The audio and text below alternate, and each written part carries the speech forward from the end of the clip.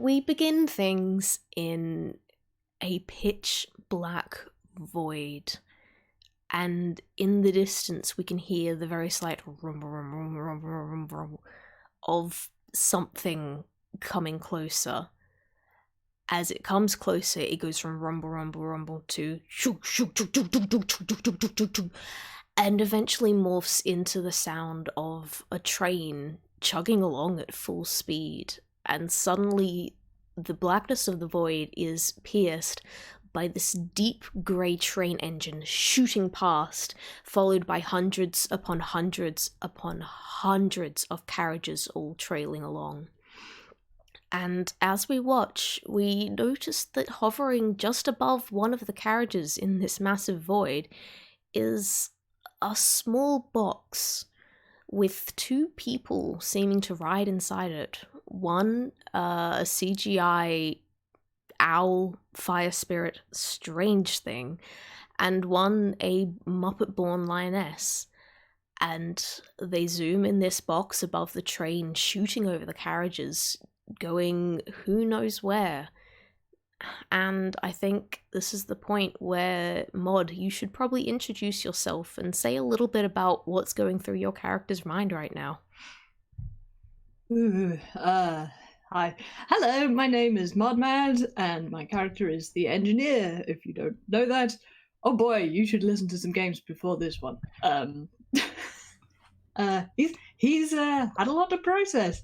And I think with the void, he's having a little bit of mindfulness exercise. He's just, as it were, letting his mind be a little bit empty for once. He's learned over the years to use gut instinct a lot with story making. And right now, like, even though he's been deprived of that for a long time, that's what he's falling back on. And he can't think his way through this, and he's basically just short-circuited. If you listen to the last game, that was, an event. So he's just being with this nothingness and letting thoughts pass if they come. That's fair enough. There's not really much else you can do in a space like this. You have... Do you have any idea where you're going or what your plans are? Nope. I mean, he has the goal, which is to find the two people that he really owes an explanation and an apology to, and a reassurance to, before he has another thing that he would quite like to attend to. But the goal is to find Higgs and or Minty, preferably both, but he does not know where they are. He doesn't know how to find them. He has only just got into a situation where he's outside this train. That's new. Yeah, it's first chance to get the absolute scale. Sorry, I've immediately gotten distracted because it had just started absolutely bucketing down outside. Hissing down? Yeah, same here. Oh my god. The huge storm has hit within the last 2 minutes, and I'm just like, yes, ambiance. All right. So with that, I think we're gonna be Kit, I promise we will introduce you when your character comes up, but for a little while it's gonna be quiet. I will introduce myself. I am Kai. I am the DM of this absolute train wreck. So let's get going. Yeah, you are zooming past the hundreds and hundreds of carriages. The carriages are pretty big, so it does take several seconds to get over one and head on to the next. And there's always this very slight jolt as the end of one carriage ends and before the next one begins, where you get this trail of void, not just around you and above you, but like beneath you as well. And there's just one flicker like that before, like a film reel, it continues on. And you have this, while you, NG, are very much focused both into the void and into yourself, you have got a passenger in this strange little box of yours as you're speeding along, and Tatterdemalion is kind of keeping an eye on some other things, especially as she has historically had a bit more luck at steering this box as you are. Definitely. Oh boy. And as you pass over the head of, over the top of all these carriages, she has been keeping an eye on the little touch screen that you have kind of hacked your way that you've hacked your way to when taking apart this box that you've been using to control it, and she's watching little little green sigils loop around the outside of this touchscreen, and bit by bit, she's kind of starting to piece together and go, "Hey, these are a bit familiar." She hasn't said that out loud yet, but that little bit of recognition is there, and eventually, after you've been traveling for who knows how long, because what even is time in a place like this? Mr. Ward, Mr. Ward, do you know where you think we're going? Because I gotta say, right now, I'm just following you. Actually, it takes him by surprise hearing that name, even though, yeah, he's just made the decision to use it again. So he actually says, "What? Sorry, my mind was elsewhere. Sorry, can you repeat what you said?" Oh, sorry, sir. Sorry, I didn't mean to disturb you, but I do you know where we're going? Because I mean, we could just keep going till we get to the beginning of this train, but I think you said something about having some people you needed to find, and I'm not sure how we're meant to get to them, or where we're even going. Did you know? You've got me. I wish I could say yes, but I don't know. I remember the carriage that we were in too well detail. I don't know. Maybe I was hoping that we'd end up at the engine room and there'd be some way of telling where they are from there. But if you've got a better idea, I am completely open to suggestions. Oh, well, you see, I just bring this up because I noticed all these strange characters on the screen, and there were ones back in that strange carriage we met in. They seemed kind of familiar to me, and it's taken me a while to place it because I haven't seen this script in some long time. But I believe these rooms are part of Faith, and I haven't seen it in quite ages, and hasn't been one I've studied much. I can entirely say it's one of my strong suits, but I think I might be able to read them. Well, goodness, grief. You're one of the most helpful, wonderful people I've ever met, and you're still putting yourself down. Please, you take over. Like, if you can make head note tales of this, then you're miles ahead of me, because I do not. I cannot read this. I cannot read this to save my life. Oh, well, I would hardly call this one of my specialties. Much better at Gnomish than anything else, but it's because I know Gnomish that I think I can recognize these. Faith is an old dialect, thousands of years. But this one here, and she actually puts her paw onto the panel and kind of drags back a little bit to slow down the box, so you're hovering just above the middle of one of the carriages. You see this one here? That room there, those little cluster of rooms, that one is like a settlement, or like a town or a city even, and then this one there, that means like darkest point of the night, so it's like the city of darkness, I believe it would be one way to do it. But these runes have been changing over every carriage that we go across. Do you think it might have something to do with them? Are you telling me that you can read this and it's telling us what's inside the carriage that we're directly above? Well, I don't know for certain. We would have to test, but if they've been changing as we go across carriages, and I've been keeping an eye on it for a little while now, it might be. We could have a look. Well, there's no time like the present. How about we try this one? All right then. And I'm guessing you lower the box down so it is landed on top of the carriage, and you can head over to one of the hatches.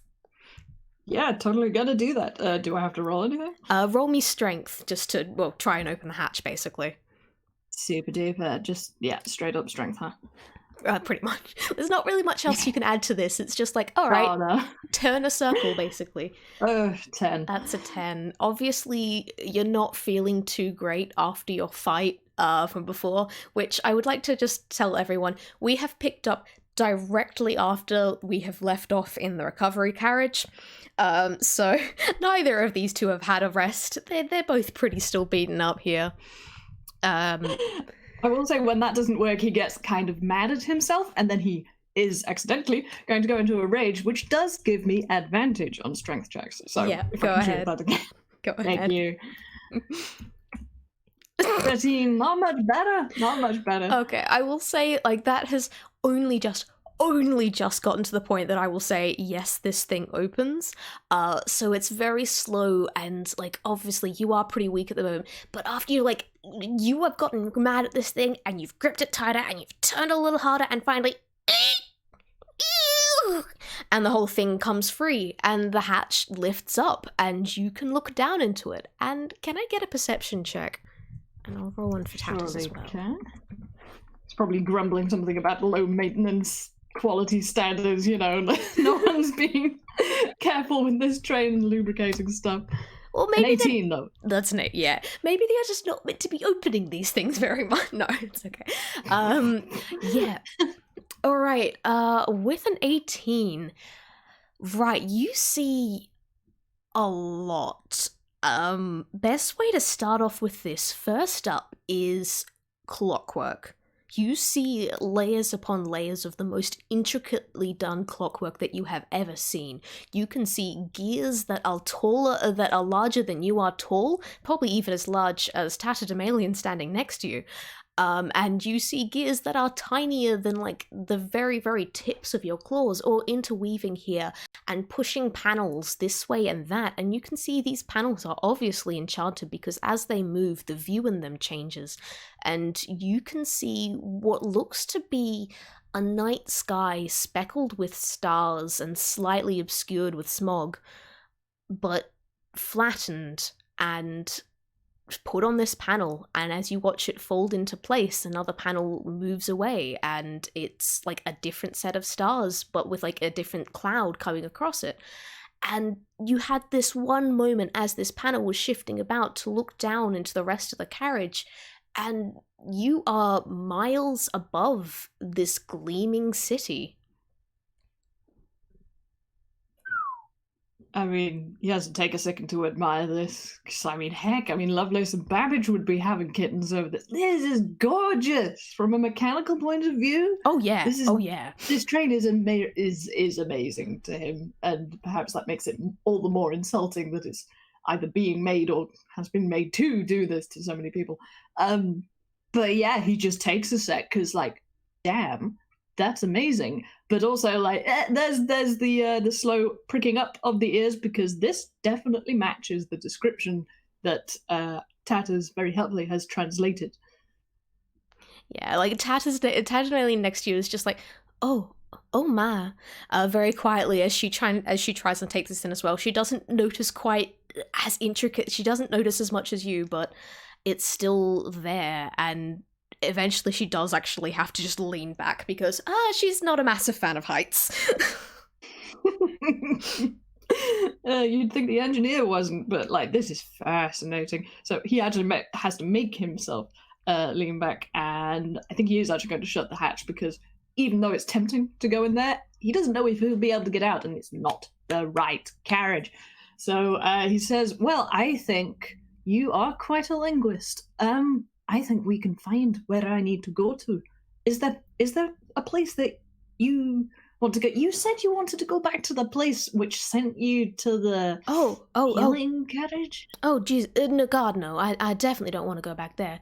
And that was bad idea. I think I'm meant to go back there. I get the feeling that's where I'm meant to pick things back up again, because, like, whatever journey this train was taking me on, I feel like that's where it's meant to be continuing from.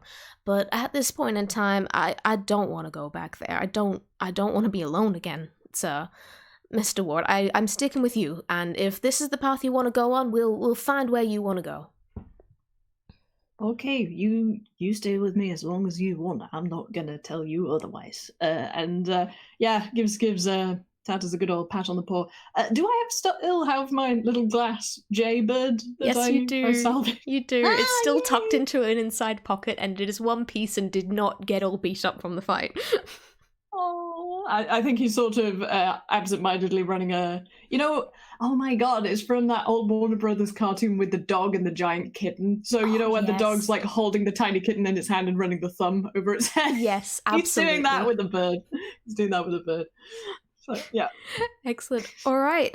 You hop back into the box and lift it up, and on its way it goes again. As you pause across on the next carriage along, you find like this one is like Tatamalian kind of paused a bit. It was like, oh well, no, that's like the yellow. I know that bit means flowers. That means like flowers, greenery, grass, and such. Something yellow flowers. It's something to do with that. And I'm not going to make you roll, but when you do actually check this one, you find a massive field of sunflowers, all like middle of the day, as like you can feel heat coming up from the inside of the carriage as whatever machinery keeps it going is obviously providing the heat and the sunlight needed for these flowers to keep going. And onwards you go. Tatterdemalian's descriptions are not always the most accurate because she is translating a thousands and thousands year old language here, a very, very dead language. But yeah. She's doing great. She's doing great. I'm so proud.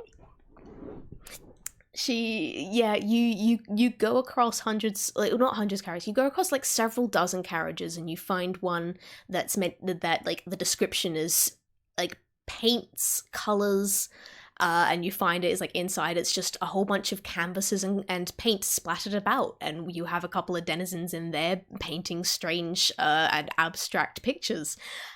You find one that's just, well, the only description that Tatters can give is sharp, and you look inside and it's just hundreds of scissors and razor blades, so you're definitely staying out of that one. Who made that carriage? Jeez. Why? On the other hand, there is a bit of nice variation because like the next carriage that you come across is just filled with soft toys and like lots of plush softness. Good. Oh, good. That's comforting. Maybe they all contain glass shards. We don't know. Anyway. Yeah, you find things that are libraries, you find things that like everything is made from yarn, you find an entire carriage filled with musical instruments, anything, like, again, you have seen all of this stuff, not these carriages exactly, but everything along these lines before, as you have been traveling through this place for so long, and it gets to the point that you can trust Tatter's translations well enough that you don't even need to have a look at a lot of them anymore. And eventually, after dozens and dozens and dozens, you feel like you've covered barely 1% of this train, but the translation comes up with stone climbing, it's steps. Does that mean anything to you, sir? Slams on the brakes. Yeah, absolutely. Just lands the thing and goes directly to the hatch. I think because you just kind of stayed in the box for a while for like the past several dozen, Tad is just kind of like, well, I take it to mean that we're here. And she hops out to follow you. Here's hoping. It sounds as close as anything could. All right, and when you open the hatch, yeah, you feel like you must be at the very, very top of this tower that you'd climbed before, but those slightly worn grey stones stacked up all around in like a staircase, spiraling around this place.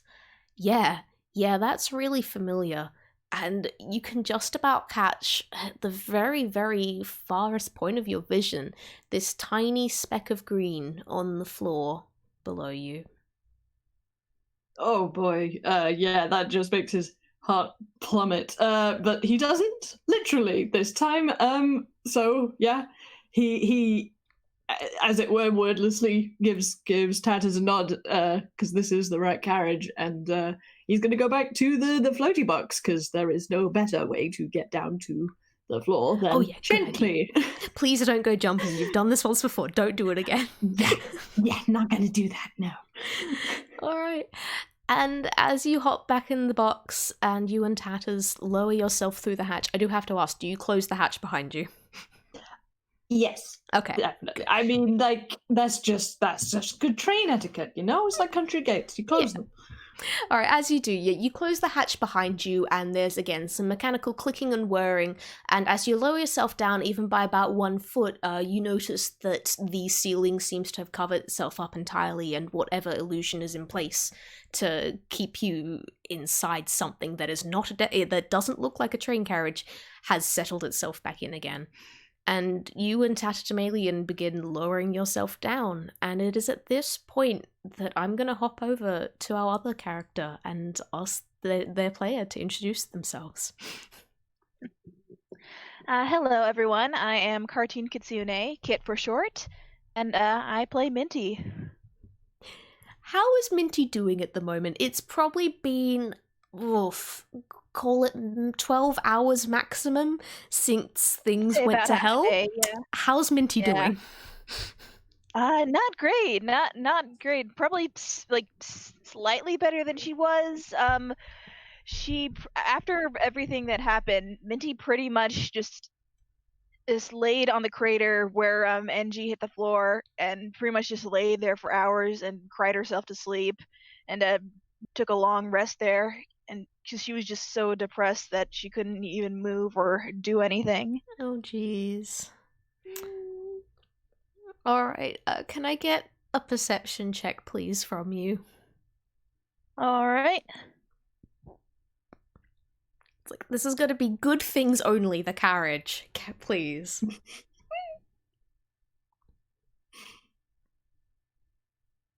Oh, That's wow. a 24. Nice.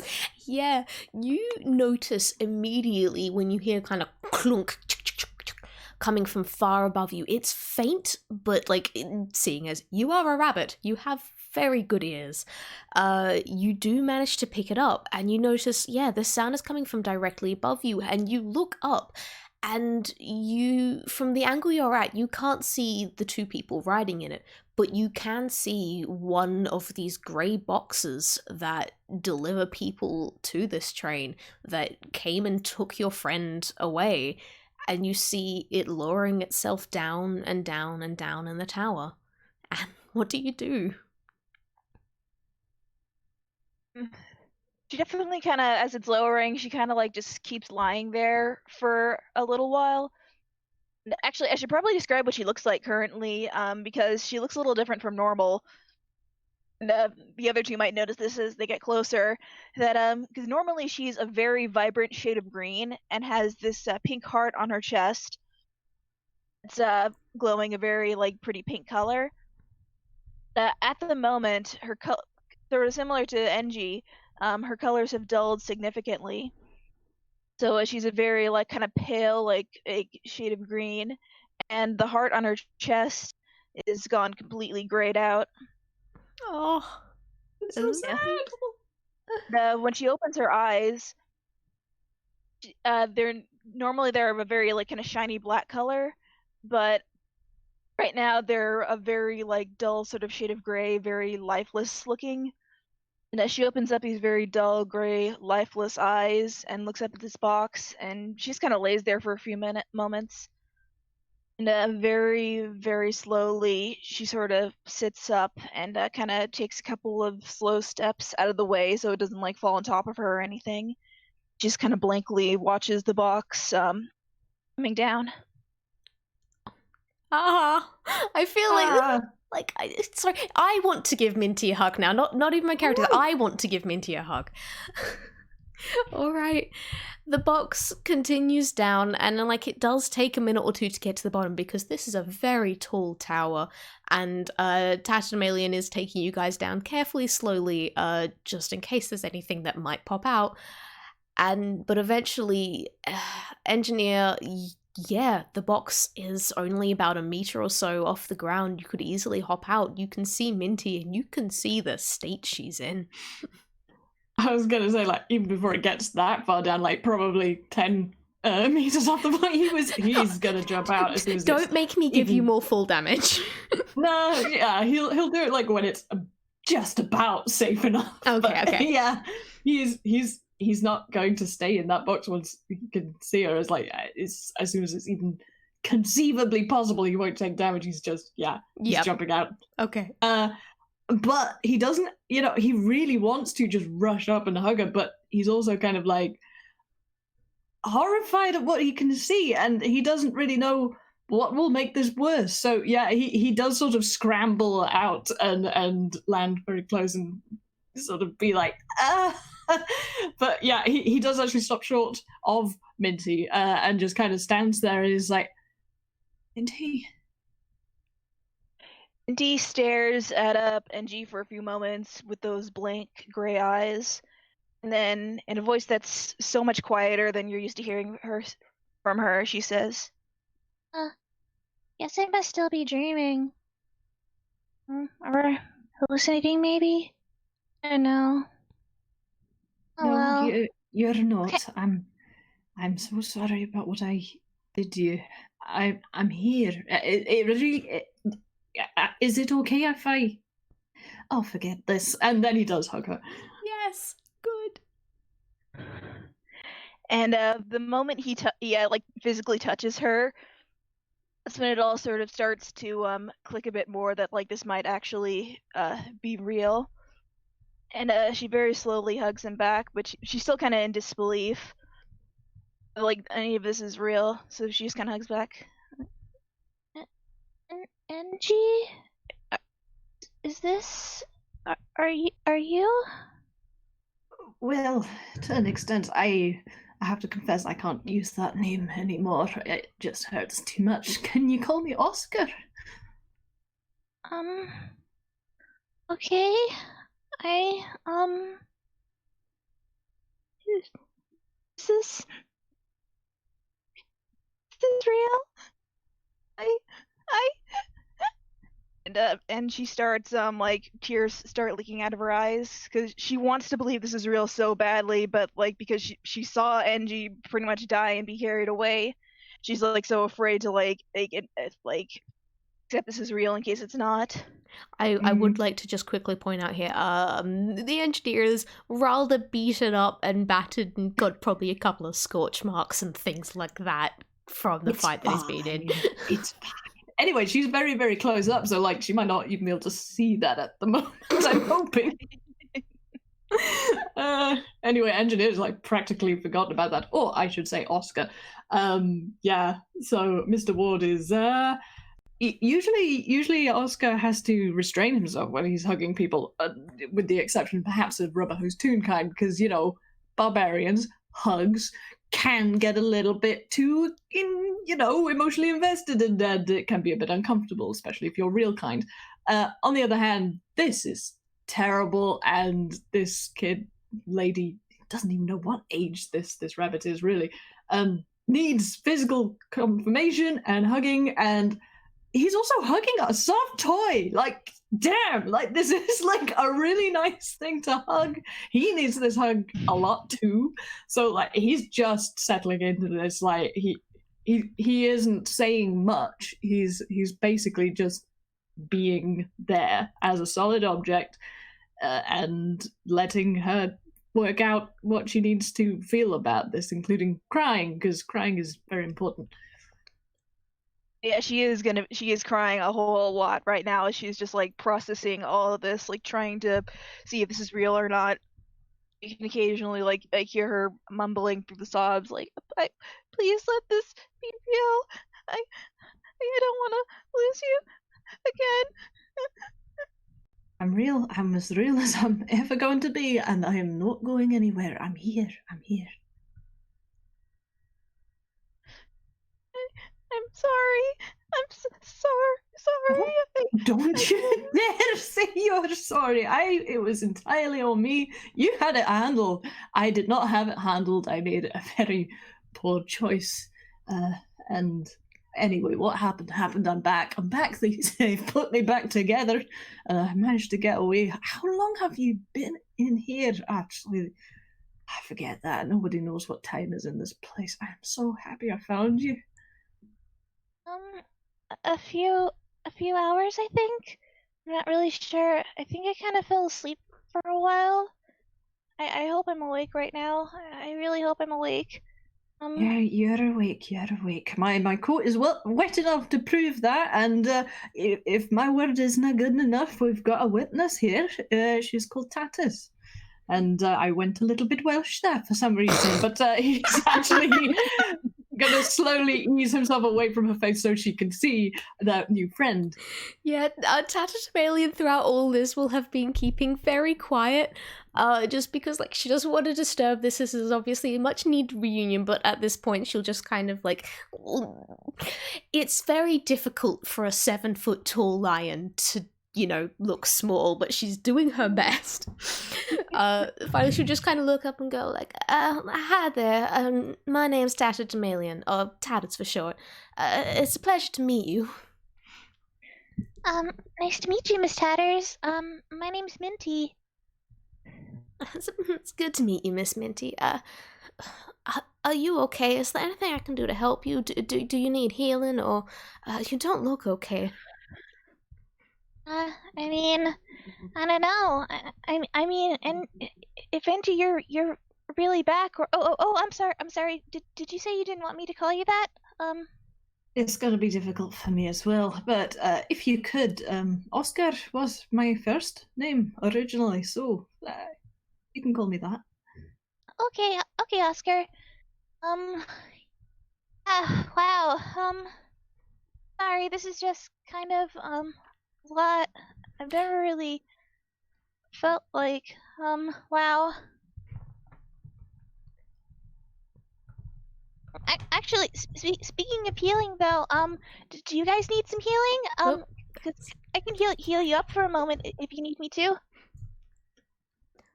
I will admit Tatters is only on 20 health points, but she's far more worried about you, and so she's just went digging around in her handbag, and like as you look up at her again, she's just handing out like a little wrapped up chocolate bar towards you.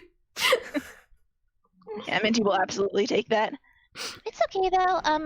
Let me just hear real quick. And Minty kind of puts her paw on Tatter's arm, and she attempts to cast Cure Wounds. And for a moment, it seems like there's a very faint, like pink glow from like the center of her heart. Then the glow goes out, and it goes back to being gray, and the spell is not cast. Oh man. Minty kind of looks at her heart in confusion, and like kind of taps on it, like see what's wrong with it.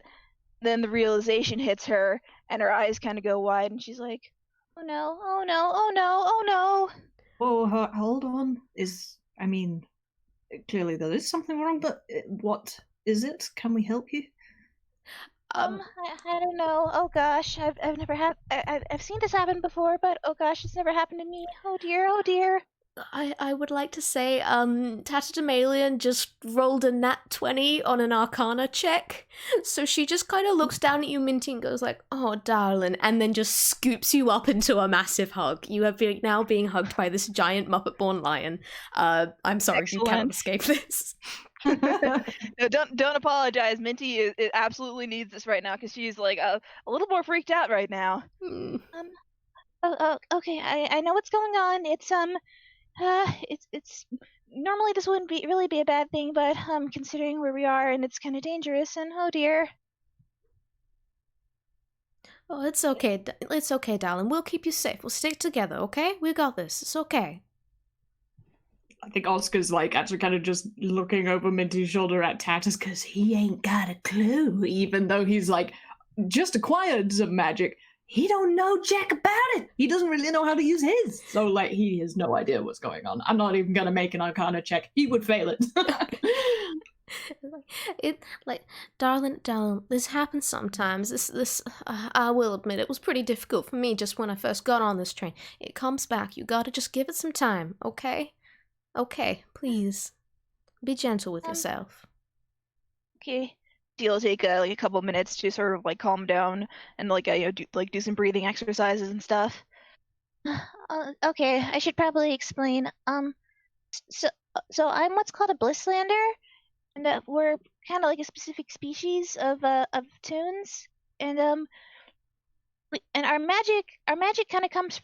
Our magic is gifted to us. The Great Weaver, the one who made our world. And we're given that magic to sort of help people, but thing is, you can't really help someone when you're not in a good place mentally and emotionally.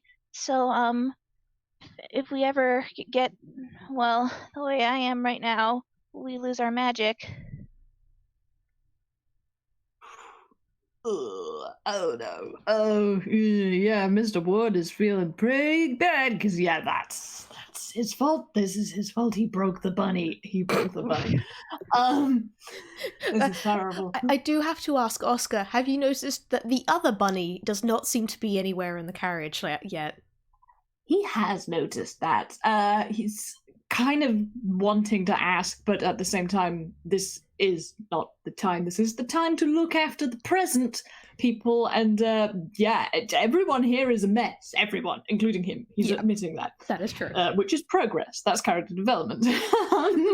But yeah, most of all, he's worried about Minty. And he kind of understands now that she's put it in layman's terms. And yeah, he has worked with people with magic, and yeah, spell slots, they run out. That's a thing. So he is patting Minty on the head because that's probably about all he can reach because Tatters is big and hugs. So he's also getting scooped up into the hug. You're both yeah. Group hug, group hug. Okay, gosh, you're both really good at this. You know what? I should hug people more. I've been thinking about that while I've been on this train. I didn't take the opportunities I should have when I was out there. It's important to appreciate what you've got while you have it, Mr. Ward. Oh, you said it. Yeah, more hugging, more hugging. So much hugging. Yeah, like there's a lot of like big pauses of just hugging, but that does not make for particularly good listening, I'm aware. But just know there's a lot of hugging going on, guys. Right. Yeah, he is, however, thinking, trying to figure out how to solve this. And he says, well, if you pass through a door, you'll be all healed up, but we'll get separated again. Yeah, it's part of why I was kind of worried about going through the door. Well, that, and I didn't really want to move. But how did you get here though?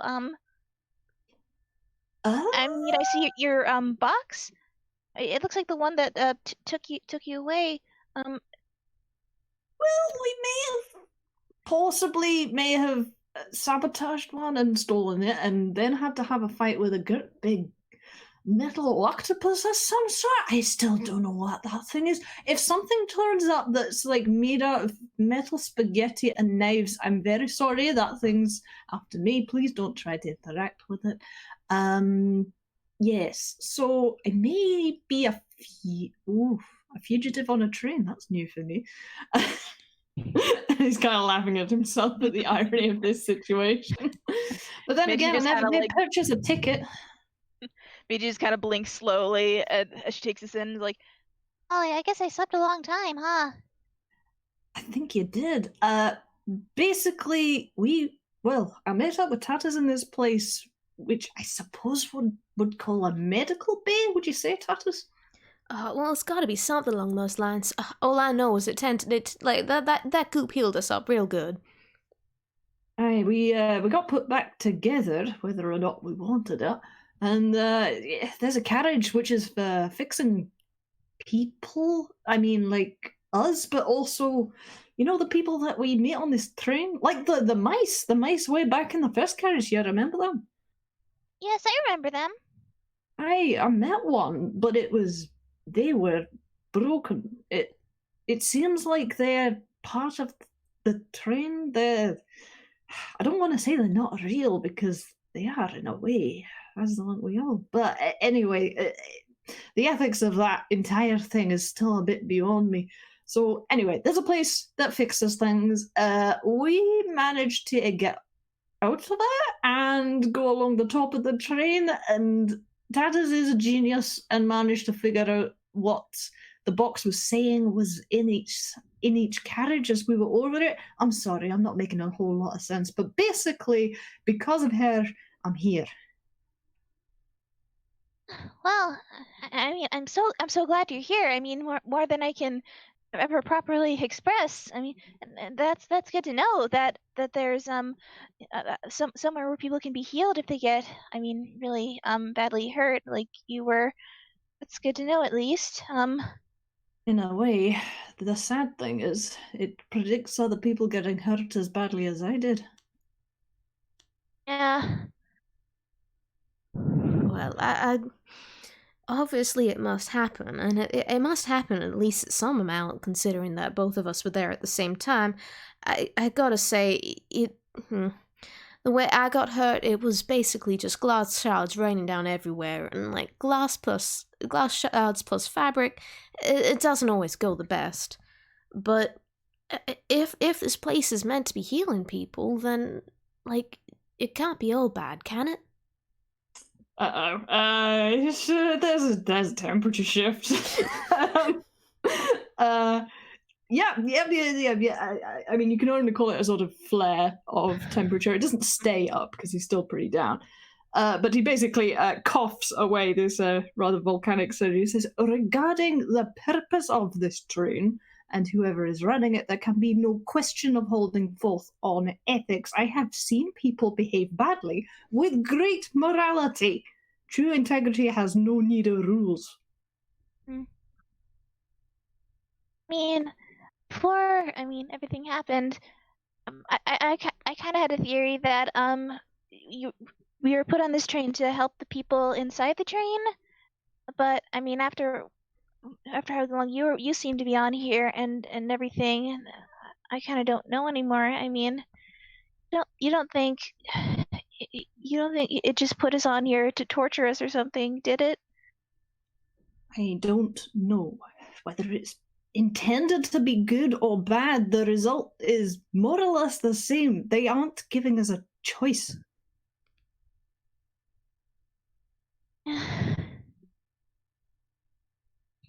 Gee, I mean, Oscar, I don't know. How are we gonna get off of here? How are we gonna get home? I'm sorry. Let my temper get the better of me again.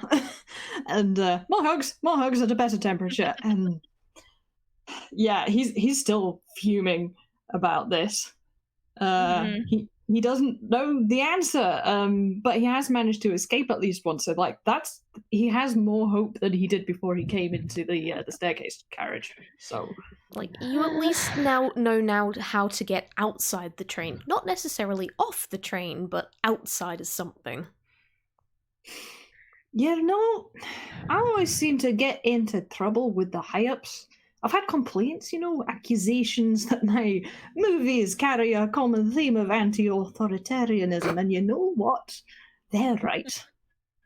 Most of the time, the bad guys in my movies are corrupt militia or the police or a crooked landlord bleeding his tenants dry. And for the first time, you actually see him back to his normal orange because he's talking about movies. And he loves his movies. He loves stories so much. God, he's missed making them. And Minty actually giggles, like she lets a tiny little giggle at that, and her color does brighten up slightly. He says, well, you see, I've always had trouble submitting to authority, whether it's royalty or red tape, but you know what my least favourite kind is? The kind you cannot see. The kind that hides and pretends that it's just there to keep you safe and claims they're just watching you to keep an eye out for you, but really, they just want to keep an eye on you.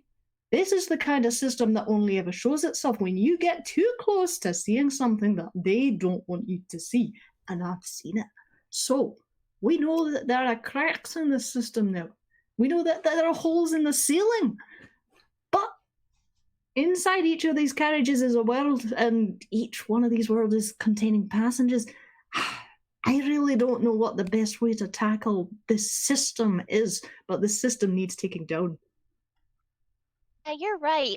I mean, bringing people able to be here is one thing, but even if it's to help, for whatever reason, it's not right to bring people here without their permission. That's not right at all. We need to find whoever's in charge of this place and tell them how bad they're being. I want you to make an insight check, Tatters and Minty. Oh dear. This is a good and bad thing. Dirty 20 Cool. from Tatters and a 14 from Minty.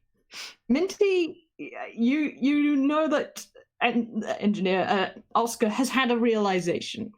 Tatters, you think that something that was just said parallels something that this person did, and they have just realized. For the rest of you listening who have listened to the Taffy Train, you will remember a conversation between the engineer and Charlie. And he has just realized that Charlie was right. Meanwhile, in another fucking universe, you've just got Charlie just perks up from in the middle of whatever he's doing and just goes like, what? I don't know what just happened, but I feel like I was just proven right about something. It's like, I feel Yeah. validation. Yeah. And you should. The engineer has just had like the equivalent of being hit with a humble pie in the metaphorical face.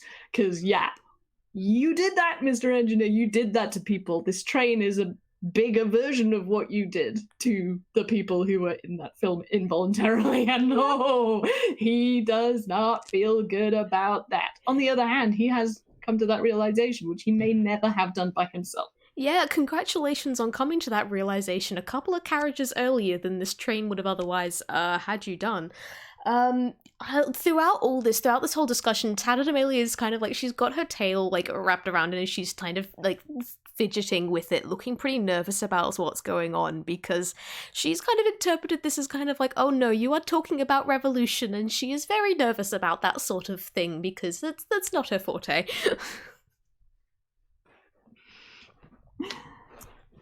Ironically, it is the engineers, but now he has just realized that, yeah, is he even in the position to do this? Like, does he have a right to do this? Having done that to other people? So, what are we gonna do then, Mr. Ward? Give me a moment. I'm sorry to put the pressure on you, of course. It's like, I'm certainly not much of a leader myself, but and she stopped backtracking. People expect me to be one, and I should act like one. I haven't. I didn't. I've made. Oh, Charlie, I've made a horrible mistake. Well, all the more reason to get out of here. Sorry, you know what? I just need a wee sit down. And he's going to sit down on the stairs. No. He kind of climbs out of Tatter's lap and sort of walks over to sit next to Oscar. Actually, about that, so I think we're kind of overdue for a talk, and I know you said I shouldn't apologize, but I do kind of still need to apologize. Not for what happened to you, but I think I should have said something earlier before everything happened, but I waited too long, and well, gee, what happened before you got here? Sorry, Oscar. She said Oscar. It's fine. I mean, like, it doesn't. Like, at this point, it doesn't really matter because his head is such a mess. Yeah. He heard about half of what you were saying, which is unfortunate because if you had listened to the whole thing, he would be more worried about you right now. But right now, he feels like it's confession time and there is no hiding. There is no hiding. Yeah. He sighs and says, I failed horribly at every responsibility I was supposed to uphold.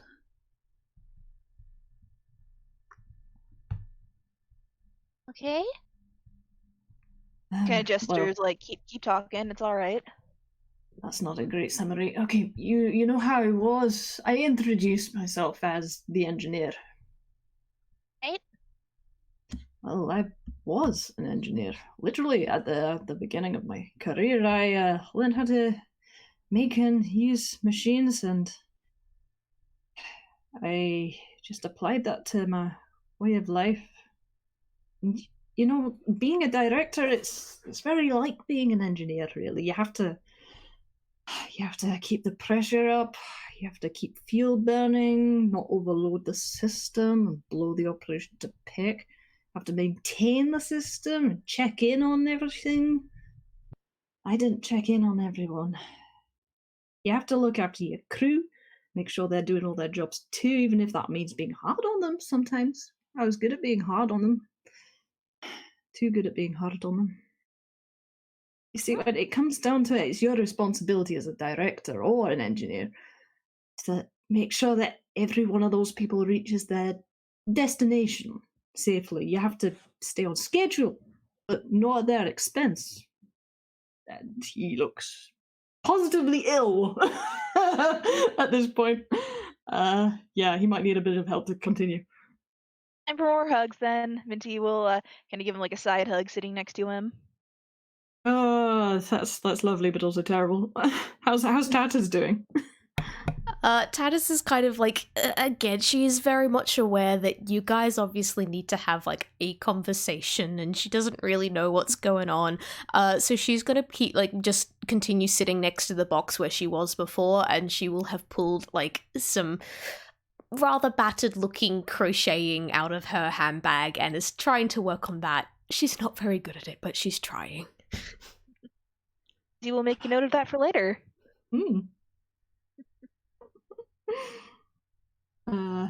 Yeah, he takes another second.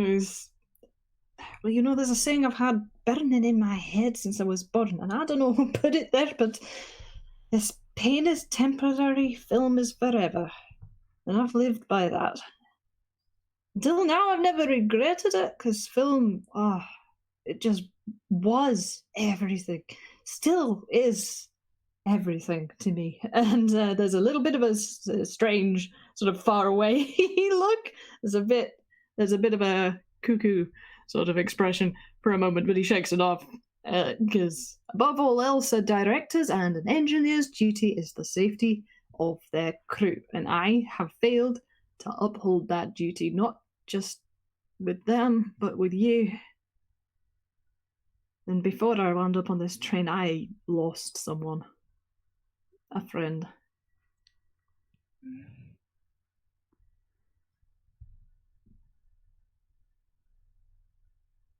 She's just kind of quiet for a little while as she takes this in. She definitely kind of had her suspicions about this, but I mean, this confirms it, so. I mean, at this point, he's practically talking to himself. I'm so sorry, guys. No, it's okay. Minty's a therapist. Like, this is a big part of therapy. Yeah, he's never had therapy before. Wonder how well that's done him. Well, I mean, like, that's what this train is therapy. It's very bad therapy, but, like... Victor, Hugo, Tim. He was our studio's go-to money man. Kept the books, kept them safe, kept my studio's head above water, and saved our financially destitute skins too many times to count. Never had a head for that stuff, so I was pure grateful for it when someone showed up who could handle it. And all he wanted in return after all those years is to be a part of one of my films. He'd worked so hard for me for so many years. Been a drinking pal, watched my kids when I couldn't myself. How could I refuse? I gave him the role of a lifetime. It was the end of his.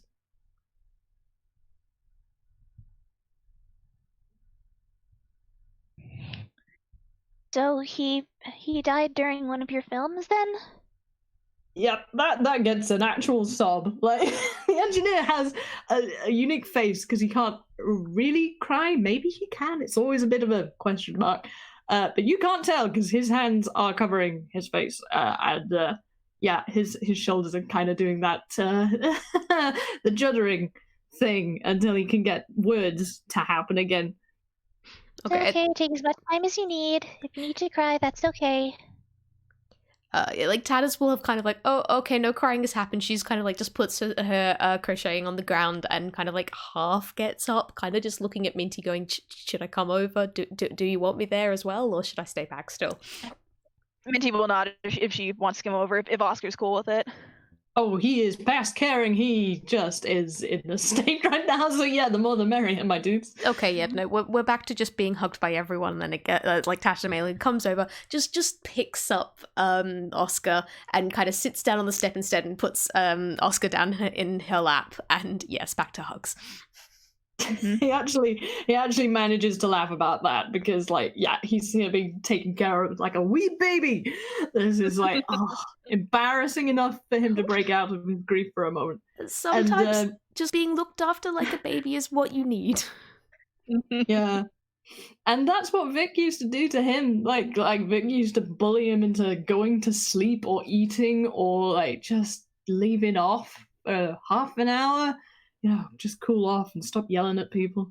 So yeah, he just laughs about that and he says, you know, the worst part of it was, bless his soul, Victor, he couldn't act at all. He couldn't act for God, but he was so honest.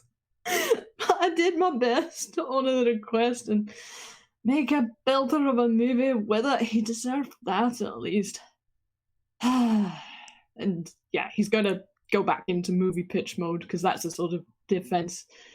Victor was to be the murder victim in a high-flying, train-based improvisational epic with an all-star cast. It should have been the movie of the year, but he was killed. Genuinely killed on my train, in my movie, on my watch. And yeah, his voice has gone from hooray to sort of not okay, and actually kind of massively angry. I'm sorry to hear that, Mr. Ward. He sounds like a really great guy.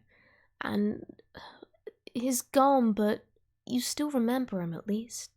That's something. But it was my fault. I divided my attention, didn't anticipate what happened. I'm a story man. I'm supposed to explore all the possibilities so that I deliver the best one, so that I find the truest version. But because I was so set on one stupid, self-indulgent, he was... Oscar, stop for a moment and take a deep breath, okay? She was right. And he flaps his hands up and then drops them back down in a... this is just like a helpless gesture. She was right. It was all my fault he died because of my negligence. And by the time I get out of here... I'm going to stop you right there. Know that you're feeling guilty about what happened to your friend because you feel responsible for that. I just want to make it very clear that it's okay for you to feel this way, but it was not your fault, okay? You're not the one, at least I assume you're not the one who actually killed him. So I don't want you to blame yourself for his death, okay? It's all right if you need to feel guilty for a while. You don't need to repress that. But you are not the one who killed him, okay? Miss Minty's right. Were you the one that was actually holding the knife? I wish it had been something as kind as a knife. Were you, well, whatever weapon it was, were you the one holding it? No. Then, as I said, Miss Minty is right. It's not your fault. You're not the one that killed him. You don't want to know something funny? When that train set off to explode with me on it, I thought, well, you picked up, lad, but at least this makes it fair. I thought, at least I died trying to do something good for others when I'd failed to do it for him, but of course it doesn't make it fair. Nothing ever makes something like that right, and that's... He's dead and he died by trusting me. I might as well have killed him myself. Now that's not true. Mr. Ward, and Tatterdemalion is going to pick you up, turn you around, and just plonk you back down so you're standing in front of her. Like, you should not go talking about yourself like that, unless you were holding the weapon, unless it was you that directly did the killing. You did not kill him. He was your friend. You have just spent the past 20 minutes saying about how he was like one of your the best person ever that you've come across, and how much you loved him, and I'm sure that he loved you too. And if that is true, then it was not you that killed him, sir. More importantly, like, in addition to that, and ending your life like that wouldn't fix anything. It wouldn't bring him back. It certainly wouldn't make him happy if he was your friend. I know I may not know him, but if you were this close, I'm pretty sure he wouldn't want you to end your life like that for any reason. Exactly. Yeah, that gets through. Yeah, he tries to rally with an argument, but his head is filled with Vic, just like he wouldn't. Vic was a great guy, he just wouldn't.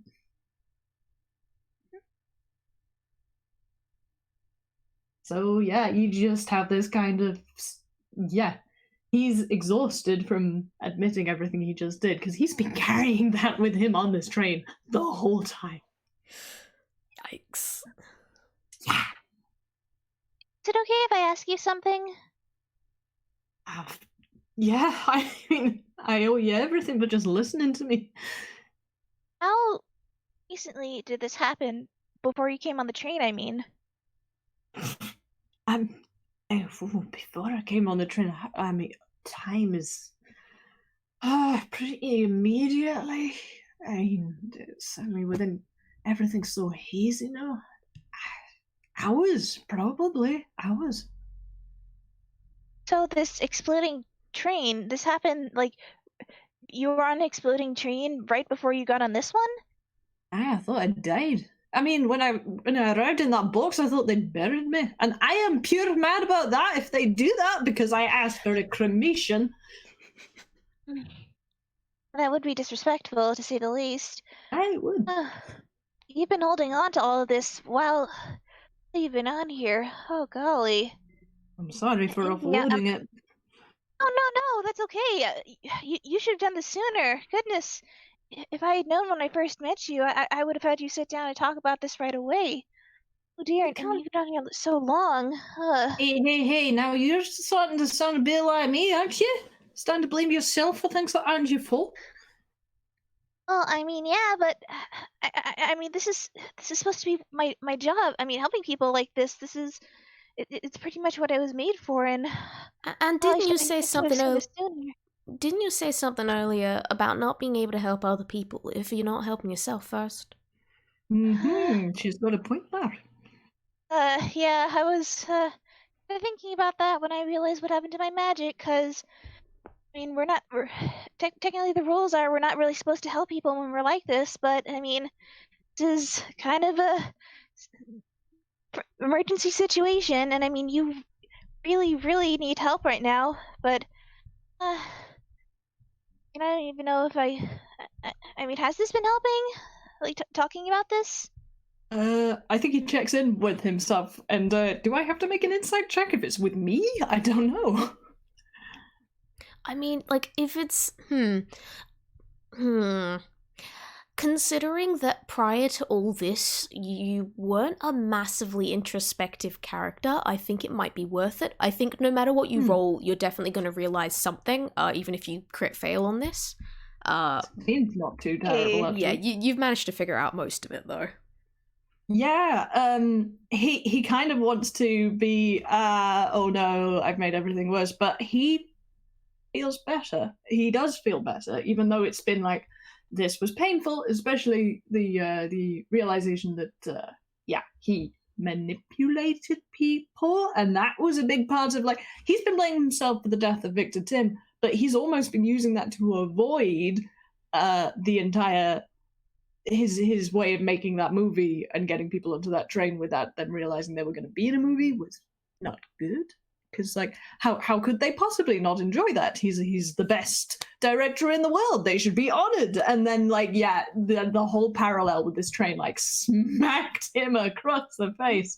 And even though that stinks, that's going to sting for a long time, maybe the rest of his life. But he feels a lot better. His color improves again. He is not orange, but he's more orange. He's a sort of warm photograph sepia, and yeah, he nods and says, I think I needed that. I'm sorry to have burdened you, but on the other hand, I'm really grateful." That's good. I'm so glad you're feeling much better. I want you guys. I want both of them to roll perception because she kind of mutters something under her breath. Huh. Hmm. Come on, owl hearing.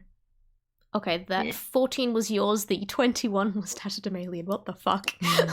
Tatters is on it. Rolls today. So She I'll say deserves Oscar hears about like half of what she mutters, and Tatters hears the whole thing. So she mutters under her breath. So it means I haven't completely forgotten how to do my job then. You're gonna get a worried look from Tatters at that, but I don't think she's gonna speak up. Yeah, I don't think Oscar really cottoned onto that enough. He's doing the big head tilt though. Like that's an invitation to keep talking. She lets out like a little bit of a nervous laugh, like, It's my turn now, huh? If you want it to be. I mean, I feel mean, better that's about okay. it. Go I ahead, mean, if you darling. guys are, emotionally okay to hear this, I don't want to dump my problems on you if you're not ready to hear this or anything. Darling, take a deep breath and go ahead. We're all ears. Okay, well, guess this kind of started before I got on, like, shortly before I came here too. So the place where I come from, Blissland, it's kind of like its own separate little world, and basically children sort of visit in their dreams, and most of them it's usually because they have some kind of problem in the waking world. And it's our job to pretty much just show them a good time and have fun in Blissland, and also to listen to their problems, help them to work that. That's why I'm all the stuff about therapy and whatnot. I'm more used to working with kids, but I guess it's kind of helps a lot of can help a lot of people potentially. But well, there's this one little girl. She's around 13 maybe. Well, she came to Blissland for the first time, and the moment she got here, she just started like trying to break things and smash things, which it's kind of hard to do in Blissland because everything's basically indestructible. But all she wanted to do was break things, and all of us tried our best. A whole bunch of us tried to show her around and let her have fun. No matter what we did, she just refused. She wasn't interested at all. Most of my friends kind of gave up on her, but I never know when to quit, I guess. So I'd keep trying to help her and talk to her. And well, one day I kind of just kept pushing for her to talk, and she kind of blew up at me. She just started. She told me what was going on back in her home, but she said that no matter what I do or say here, won't fix any of her problems because, well, I can't really leave Blissland, and I can't visit her home, and I can't really fix anything. She just told me I was wasting my time, and I guess I got into kind of a slump because I thought and thought, but I just couldn't think of how to help her. And since I've been on the train, I've been trying to do what I usually do and help people, but well, it just feels like I don't know, like I've lost my touch or something. And now with my magic gone, I mean, I don't know. Your magic is you. Your magic is not limited to spells. What you just did for me is magical. You haven't lost your touch. I've No, needed and your touch for a long time. Come here, you. And that's a big old grandpa hug you got. Yeah. She kind of buries her face into his shoulder. She's not crying or anything, but she's just like hugging him very tightly. no, and I want to believe that because we always tell people that like things will get better eventually, even if it seems bad now. But I don't know, it just keeps getting worse and worse, and it's just harder and harder to believe that, I guess. Especially after, well, I don't want to guilt trip you or anything because I don't blame you for it at all, but and you well, and I couldn't help but blame myself because I guess I guess the reason that I didn't confront you right away was because I was worried about being too pushy, like I was with Vivian, the kid I was telling you about. So that's why I didn't bring it up right away, but then when I saw you falling and it just looked like you gave up, I just thought I've failed my friend completely. Yeah. With the hug situation, like his chin is basically on top of Minty's head. I'm envisioning. So you can't see like the expression, but like yeah, there's quite a lot of different feelings with that because he had given up. He had given up. Mm-hmm.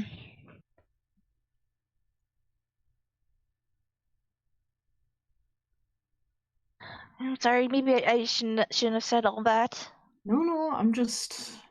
The thing is, when you get to my age, you feel like you ought to be able to answer all the questions. I'm that old, I should be the wisest person around. But you know what? The older I get, the more I realize that there's no bigger myth than a grown up. I am no smarter or wiser than I was when I was 6 years old. Tell me about it. I mean, I've been around for, golly, a few hundred years now, and I'm still learning so much. Really? You look good for it. He's leaning back, like looking at her face, like, really? Wow. Aging's kind of weird with my species. I mean, we don't really age at all, and we're sort of born as adults. I mean, we're also kind of like kids, though, so we can relate to the other kids better. I know, age is kind of weird for me. So, with all that knowledge and what you just said, would you beat up a 6-year-old the way that you're beating up yourself right now? Of course I wouldn't. So why are you treating yourself like this? There it is. Oh dear. It's as complicated and as simple as that, and I know it's advice that I have to take myself, but you've at least introduced it to me. Yeah, I think I have kind of maybe been a little too hard on myself, huh? I would say so, wouldn't you, Tatters? Absolutely. You have been, I know I've only known you for a couple of minutes, but you've been an absolute darling this entire time. And whether or not you have, like, magic, doesn't stop you from still being yourself. And yourself is wonderful, if I do say myself. Couldn't have said Thank it you better. guys. Thank you guys. I think I really needed to hear that. And the heart in her chest, it's not glowing at its full brightness, but it's about at like half brightness now, and most of her colors returned. It's not a super vibrant green like it was before, but it's definitely looking a lot brighter. That's really good. Oh, I'm so relieved. Like, out of character, I'm so relieved. Minty is no longer entirely broken, thank fuck. I'm so sad. Oh boy, yeah. More silent hugging for a bit, I'm guessing. Absolutely. Absolutely. I think after a while, the engineer is. Oh, I actually called him the engineer. Anyway, Oscar, the engineer, is just trying to reclaim that eventually, but not yet. So Oscar says, "You know what makes me feel better? Actually doing stuff." And it's annoying that we never finished this pecking carriage. Well, actually, this will be the first point that Oscar, you actually get to see the exit door is quite obviously on the ground floor. You never got to see that before because you kind of went splat. Heck that, that's too easy. Oh, God. Funny story about that. I mean, I don't really know if that was there. I'm guessing it wasn't there the whole time because we didn't see it when we first got here. But after Higgs and I got to the bottom of the tower, it was there, and Higgs went through the door. So I'm guessing it really is the exit. So. Did he know? Yeah. And you can roll an insight on that if you want. Gonna. I don't. A 6, oh please. Can I argue advantage? Can I argue advantage, please? Yeah, I will say yes because, like, after that whole talk, Oscar, Minty, you know each other well enough now that you can definitely have advantage. Tatched Alien is just like, Higgs? Well, he was another passenger that was with us before NG was taken away from here. He went through the exit, and so you don't get all of it, but you can definitely tell that there's like a bit of like tension and shame when she thinks of Higgs. Like something definitely happened before he left, and also there's the fact that she was lying in a crater crying herself to sleep all by herself, and Higgs apparently left, so that's interesting. Yeah, I mean, I rolled an 11, so I'm not getting probably as much as I ought. And I say like that part is like obvious enough. Like, Okay. and 11 the is subtle emotions you don't really get. Yeah, and 11 is you get at least half of it. Okay, fittingly, one ear stays up and the other goes down. He's going to have words with Higgs. I just hope he's alright. I mean, golly, I wish I hadn't been so upset then. Maybe I should have stopped him. I mean, if he was here, then we'd at least all be together. I hope he's at least safe wherever he is. Alright, we're playing the blame game again. Come on. Sometimes, be gentle with yourself. if people want to leave, like you just gotta let them leave. You can't stop them. Aye, and I only knew that gentleman for a short amount of time, but you have to admit he was not the easiest person to get along with. He's gonna insight Oscar real quick. Well, what were you hoping for? Is that enough for her to realize that he's pissed off at You have advantage. Higgs? You can roll again. Oh yeah, you have that's advantage. right. You do. For friendship. That's a 13. Hey, 1 whole point more. I mean, like with what you just told me, you don't get the subtle version. But yeah, he's a bit ticked off. Let's put it that way with Higgs. Oh dear. Okay. Yeah, Higgs may not have been the nicest, but There's like a huge space with like dots in the air above all these guys. Like, but there's more.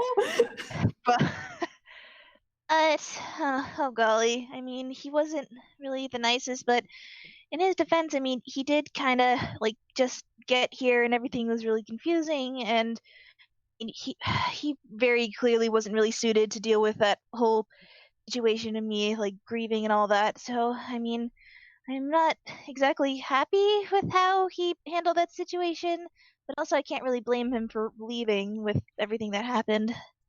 I know it's complicated. Aye, it is complicated, and you know what? This is the first time I've ever seen you express something that is even remotely close to annoyance, and I think that's very handsome on you. Oh well, I guess I'm learning a lot about different emotions since I got here. Well, I know a fair bit about my anger, so maybe I can teach you to let yours have a place in your landscape if you keep teaching me how to put a lid on mine. And I guess so. I mean, I certainly tried not to get angry, and I usually try to be patient with people and stuff. Granted, I usually work with kids, so I want to be especially patient. So, Aye, but you've got to be allowing yourself to feel it. You don't have to act on it. fair enough, I guess. I mean, I'll admit I'm not really the type to get mad like you, no offense. None taken. And I guess if learning a bit more about my negative emotions is some good that you could come out of this whole situation. Oh golly. Wish we were all just back in Blissland. It would be so much simpler to suss this all out if we were somewhere safe. I'd argue that anger isn't necessarily a negative emotion. It's an emotion. How you act on it can be positive or negative. That's true. It's more about the way you react to it. I mean, anger is completely natural. It's just, pull up at someone. Again, no offense. It's how you handle it, I guess.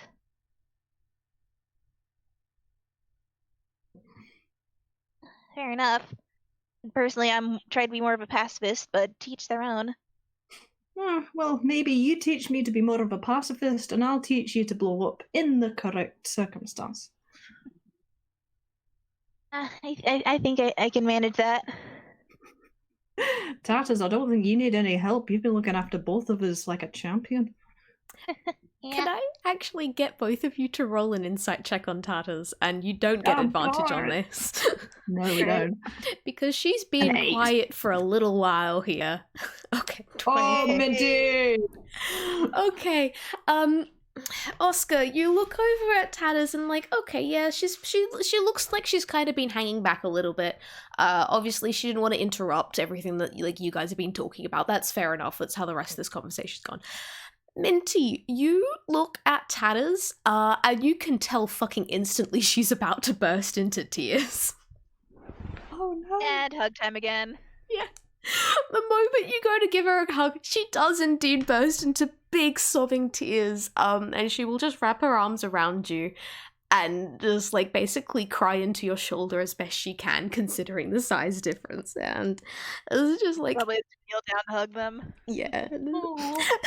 it's so good to have people again. I've been on my own, and like you seem to love each other so much, and I'm so happy for you. And I'm sorry you've been through so much, but It's okay, it's okay. she will Just let it out. Yeah, she outright just loses the ability to words for a while because she is sobbing so much. Aw. And I'm sorry, Minty, your shoulder's gonna get very soggy.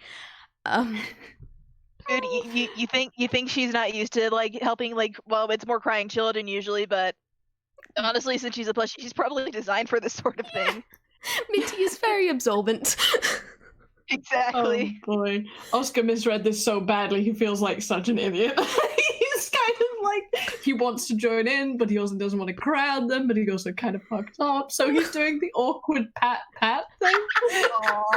Okay, no, that's perfect. That's perfect. Okay, it will be a minute or so before she kind of calms down enough.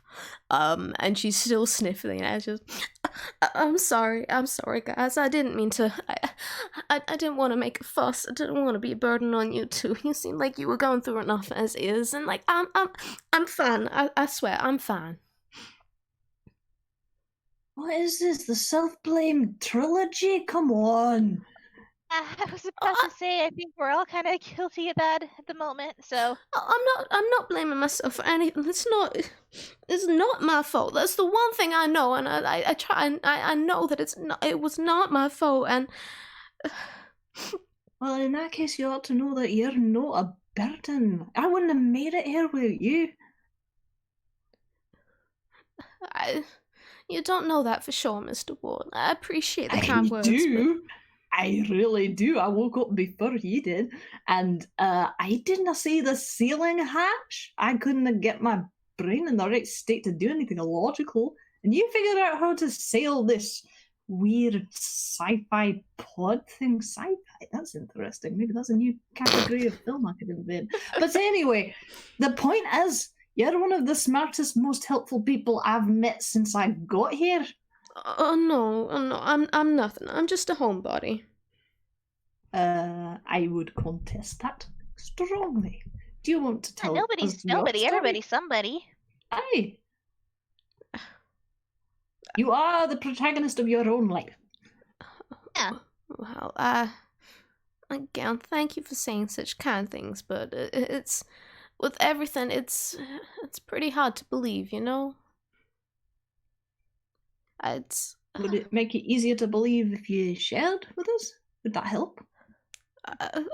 Only if you want to listen, of course. Like it's nothing. It's no big thing. I'll be fine if you two want to go on your adventure. Go ahead. I'll be fine on my own. I promise. Absolutely not. I'm not shifting till I hear what's going on.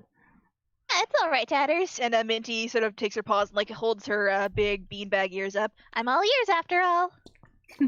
Of course you say that just to take a drink of water. Goddamn. I was gonna... That doesn't. Sorry, I was trying to make Tatters laugh, not you. Yeah, no.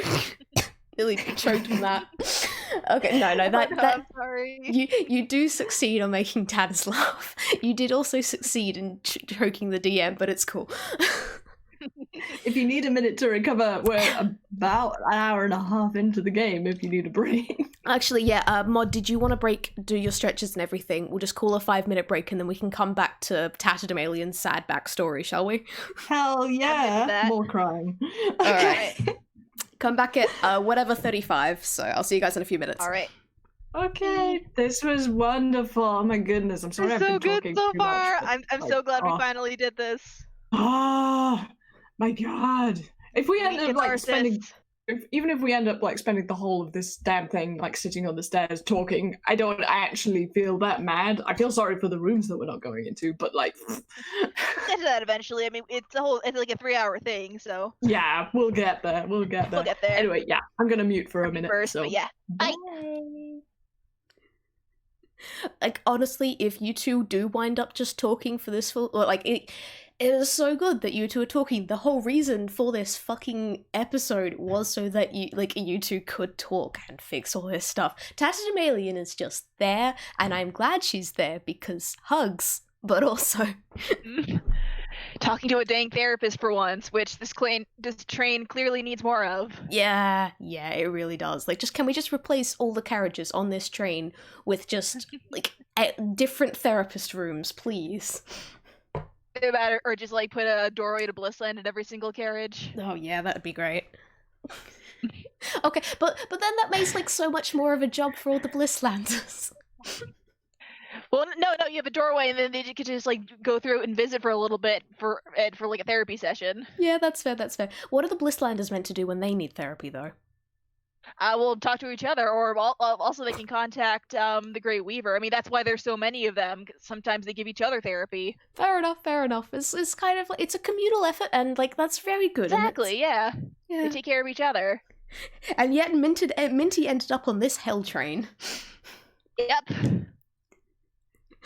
Oh god. How's everyone in the Hazelnut Gallery going, by the way? I can't actually read it, but how are y'all going? That because there's been like so much of it, but hope you guys are all enjoying the show. Oh, I'm having a great time with all this absolute mess.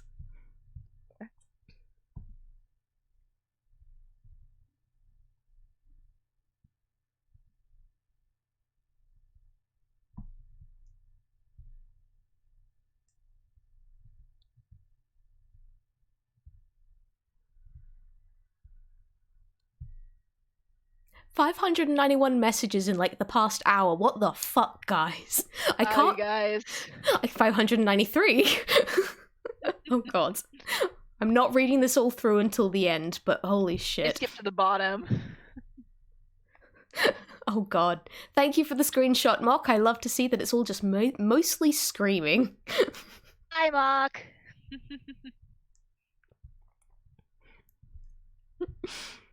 Oh god.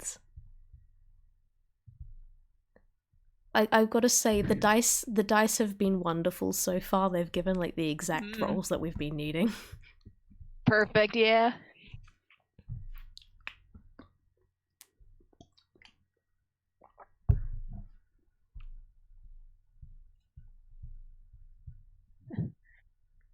We have actually had in the Blisslander text RP. I know a lot of people probably haven't read that, but we have had a few instances of Blisslanders turning gray because things got a little heated with some of the kids. But the nice thing is that's why they groups of kids with multiple Blisslanders, because then if something goes wrong and they each take a minute, they can talk it out. It's good. You're like mutual support. Yes, good. Exactly. It's the healthy way to go processing emotions and dealing with all this nonsense. Exactly. No, that's I put like a lot of thought into like Blissland and how it works. Like I'm not sure if it's probably, I think it's somewhere in like links and key resources. It might be buried under there somewhere. Yeah, I did like a whole world annual page for like all the different locations and stuff. I put way too much thought into this thing. The amount of work that you put into it is fucking astounding, I have to say. Seriously. That's part of why like I'm so happy that everybody loves like Minty so much, and like why I'm so happy with all the other Blisslander characters people have made, because I've held on to this world for like at least a good few years now. Like I only recently started developing it like when I was able to share it with you guys. But I'm just like so happy that like everyone's enjoyed it so much. Yes, of course we do. You have put so much work into it. All the characters are a delight. You've put like all the effort into world building is astounding. And even if most people on the server mostly only know Minty because of like the self-care Minty emoji that we Exactly. sick on them. But like Minty is still an important part of this whole story, and we are very grateful for her and for you. I love you guys so much.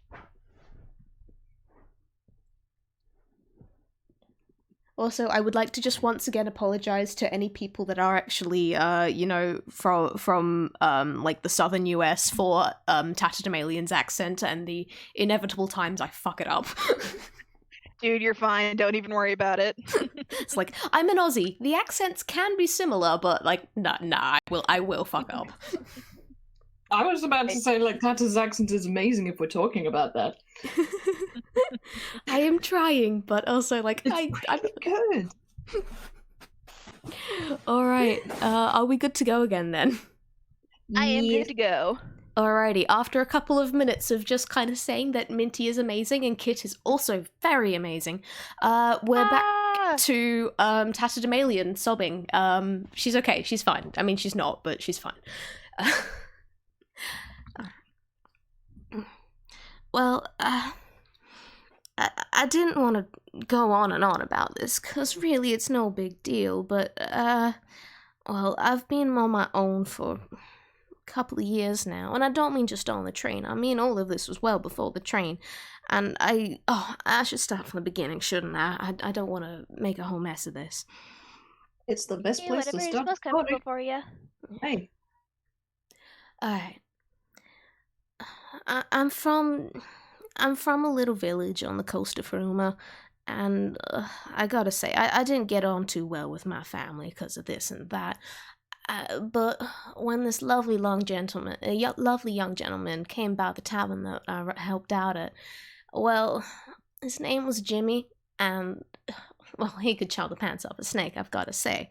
And he was so nice to me, and when he said run away with me, I did, because it was like the one good thing I had in the world, and we traveled together for a long time, and Jimmy was my sweetheart, and I loved him, and he loved me, and by the time we finally got back to his hometown, well, we were pretty much married. Not really, but it was a sure thing. We were arranging the wedding, and then war broke out over in the West, and he got drummed up, and because I wasn't really from their hometown, I couldn't exactly do a thing, so we had our little house, and he had to go away, and I just stayed there in this town where I didn't really know anyone, and they were all so nice, and they were all very friendly, but they were all human, you know, just like Jimmy, and they didn't really know what to do with me. So friendly, but not exactly friends, you know? And I got letters from Jimmy plenty of times. Like, he'd write to me nearly every week, and then, like, every month, and then, bit by bit, the letters just dried up until, for the last 6 months of things, I didn't hear anything from him, and for 3 years, like, I was alone there, other than these letters, and then I assumed the worst. I thought that he had gone, and I'd never received any word from his head officer or anything, but you know, it's the sort of thing that happens in a war. I didn't think I'd ever see him ever again, and then I got another letter, and I was so happy. I was so happy that, like, no, my Jimmy was safe, that he was, my darling, it'd be okay, and in the letter, he asked for his ring back, and he said he'd found someone else, and that he wasn't coming back home, and I'd been waiting for those 3 years for absolutely nothing, because he wasn't coming back.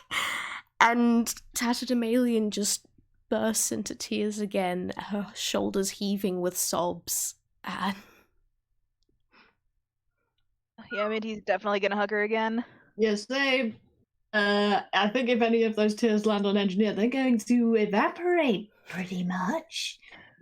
Yeah, even Minty's feeling like pretty pissed about this. Mm-hmm. Like, it's not as obvious as with the Oscar, but she's definitely pretty upset about this, because oh boy. Yeah. I will also, on a slightly technical note, your voice was breaking up a little bit, Kai. I mean, I got the story. but Sorry, I just so you know. apologize. I think I might No, have you moved a bit can't too far away apologize. from the mic. Okay. Yeah, it's all good. Oh my gosh. Oh wow. Oh, Tatters. Yeah, so So sorry that all happened to you. thank you. But yeah, I'm not really much of anything. I'm just a homebody. I had those 3 years and I didn't really do much of much. Like a little bit of bacon and not very good at that, and trying to do my crochet, and like you can see how good I am at that. And she gestures over to the pile of vaguely knotted yarn still lying on the floor next to the box. And the one thing I got is like I've always been pretty good at languages, but that's the one thing I've got, and I'm hardly anything like an academic, so I'm nothing and nobody. And you two have been so sweet and so nice to me, and I love you two, I really do, but I don't belong here. I don't belong anywhere. I wouldn't say that. I would think say I- the complete opposite of that. I think I get what's going on with you. You're having these feelings of worthlessness because, well, partially because of what happened with Jimmy, and partially because you don't feel that you're really good at anything, that you can't contribute. But just because you're not amazing at something, that doesn't mean you can't still enjoy it, and it certainly doesn't mean that you're just a burden. Nobody's just a burden. Every single person that's alive deserves to be alive, whether they're quote unquote useful or not. That's a silly way to judge people by how useful they are. Every single person is value just because they're a person. I'm not trying to be useful. I can see why you get that, but I don't. Useful's just what I've settled for, and I can't be anything else. Yeah, okay, yeah. Has another one of those trying to like squash the temperature because he doesn't want to scold people. I'm actually gonna make a save for that. What should I do? A wisdom? I'd say, this is wisdom save if for you're like controlling your emotions. Yeah, it's wisdom save if you're trying to angle for keeping your emotions down. I would say try and doing like a constitution save if you're trying to keep it like physically in check. I'm gonna take that because I have a +6 in it. 16, thank Okay, goodness. you needed Okay, that. yeah, he does not Alright. burn anybody. Like there is a little bit of a sort of sound from like under his collar in the sort of there is a sort of toonish with the steam coming out of his ears. But yeah, he manages to shake it off, gags and all. But yeah, he can't believe this wonderful person could think as little of themselves as this. This is. I mean, he's an egomaniac. This is like the opposite of the situation he was in. He's also very impressed with Minty. Like the things she just said are just like so above what he knows about because he's not a therapist. Not that much is very obvious, but he knows like people and characters. He knows characters really well, and there's a shameful part of him which was listening to this and thinking, "Wow, this would make a really good movie." But no, he is entirely on her side and basically said so. You are a wonderful person.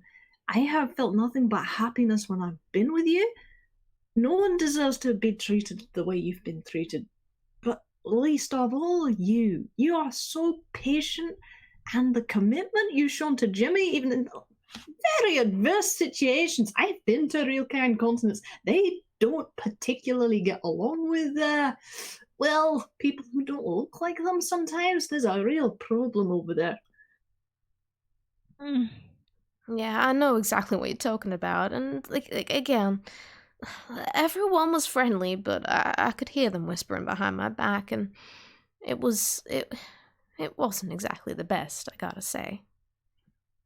You and your personality are worth 1,000 of any one of them. You are a brilliant person. Brilliant. I don't have the right words for it, and I'm a story smith. You are beyond my vocabulary, and I would like to think that it's fairly extensive. I think at this point she's just gonna like she's run out of words, so she's just gonna scoop you into the hug as well and bury her face in your chest. And you are probably standing on her knees, but still. Well, a hug is worth 1,000 words. They do say that or something like it. That sounds about right. It'll do for me. You two have been so kind. You two have been wonderful. Thank you so much. I really don't know what I would have done without this. If I had just been left on my own again. I got into this carriage and I haven't seen anyone since. I got into this train. I haven't seen anyone since, and it's. Thank you too. Thank you. You Of course, are anytime. more than welcome. Oh, friends gotta take care of each other, right? Aye, and we are most certainly friends. Hmm. Yeah, definitely. Yeah, I have friends. You Thank certainly you. do. Hmm. Hugging. Oh, we're hugging. All of the hugs. Yeah, All the hugs. pretty much. 10 hours of hugs live on ToonKind FM. Pretty much. Oh boy. Kai, real Where do we go? quick, Kai. So I kind of want Minty to like sort of put something together, like after this whole conversation. Do you want me to make a roll for it, or can I have her just like kind of put it together? It depends what the thing is, I guess. I'm guessing you want to keep it a It's bit more of the a fact that- surprise. It's sort of like the correlation between like the fact that like not just the three of them all have had these huge problems right before they came to the train, but also like other people she's met have kind of had these problems, like the people she met in the text RP in the hot chocolate room.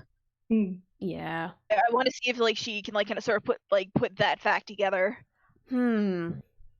I reckon roll me investigation, but considering how many people you've been exposed to, you have advantage on it. All right. And, the fact that, like, this whole thing is your whole job, basically. Much. That's a Pretty 17. good. And, okay, let's take the 17. We'll take that 17, please. Yeah.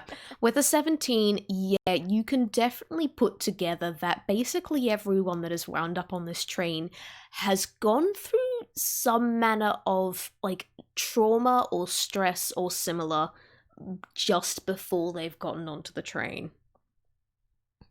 And Minty's gonna relay that fact to the whole group that she's realized that now. Kind of strange, don't you think? I mean, that there's like this. I mean, it seems to have happened to everyone. I mean, not just the three of us, but I mean, Ami has her memory problems. Tammy, I don't know what she was dealing with, but she was definitely dealing with something.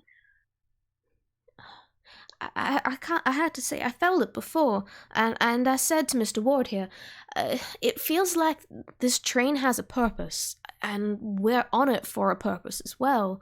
And if it's got something to do with the fact that everyone's like us, then maybe.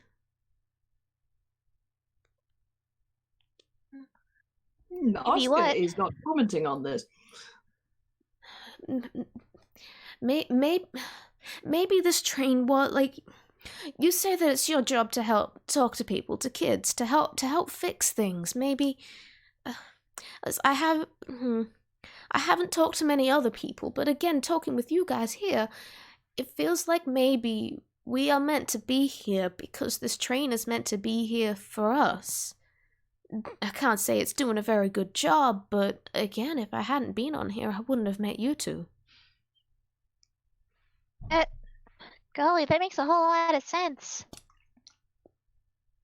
I mean, it's clearly not in some respects, yeah, but only because we found each other. And the train itself, it's kind of, I mean, honestly made things worse. And I mean, this is a horrible environment for people to work through their problems. I mean, people constantly being in danger like this. I mean, over in Blissland, we literally have magic that prevents anyone from being hurt. It's impossible to be hurt there or injured or anything. It's like the safest place in the multiverse, some people have called it, and that's why it's a good place for people to work through their problems. But this place, oh golly, something's really wrong, or I don't even know. Well, Again, Oscar is not saying anything right now. Well, there is.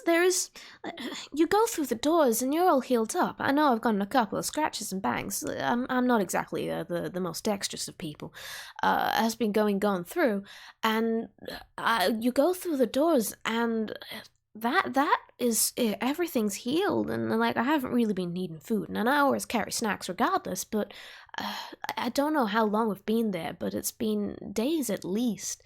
And I haven't needed to eat. Have you needed to have any sleep at all, other than when we found you? Not really. Like, I mean, I'm usually feel pretty refreshed every time I go through a door. I mean, my species doesn't really eat, but yeah, and my injuries get all healed up, and then the recovery car that you guys were in, it seems like this place is trying to keep us alive so we can keep going, but. I don't know what to do with this information. I can't say I've actually seen enough or talked to enough people to say anything for certain, but I think this train isn't trying to kill us or torture us or anything like that. I think something's gone wrong, that's for sure, but I don't think it's trying to hurt us. Well, even if that's the case, I mean, it's still bringing people here without their consent. Even if it's for a good purpose, that's not okay. No, that you are right. You are like there was that door, and I guess we walked through it, but it didn't feel like we had much choice when that happened. So no, you are right.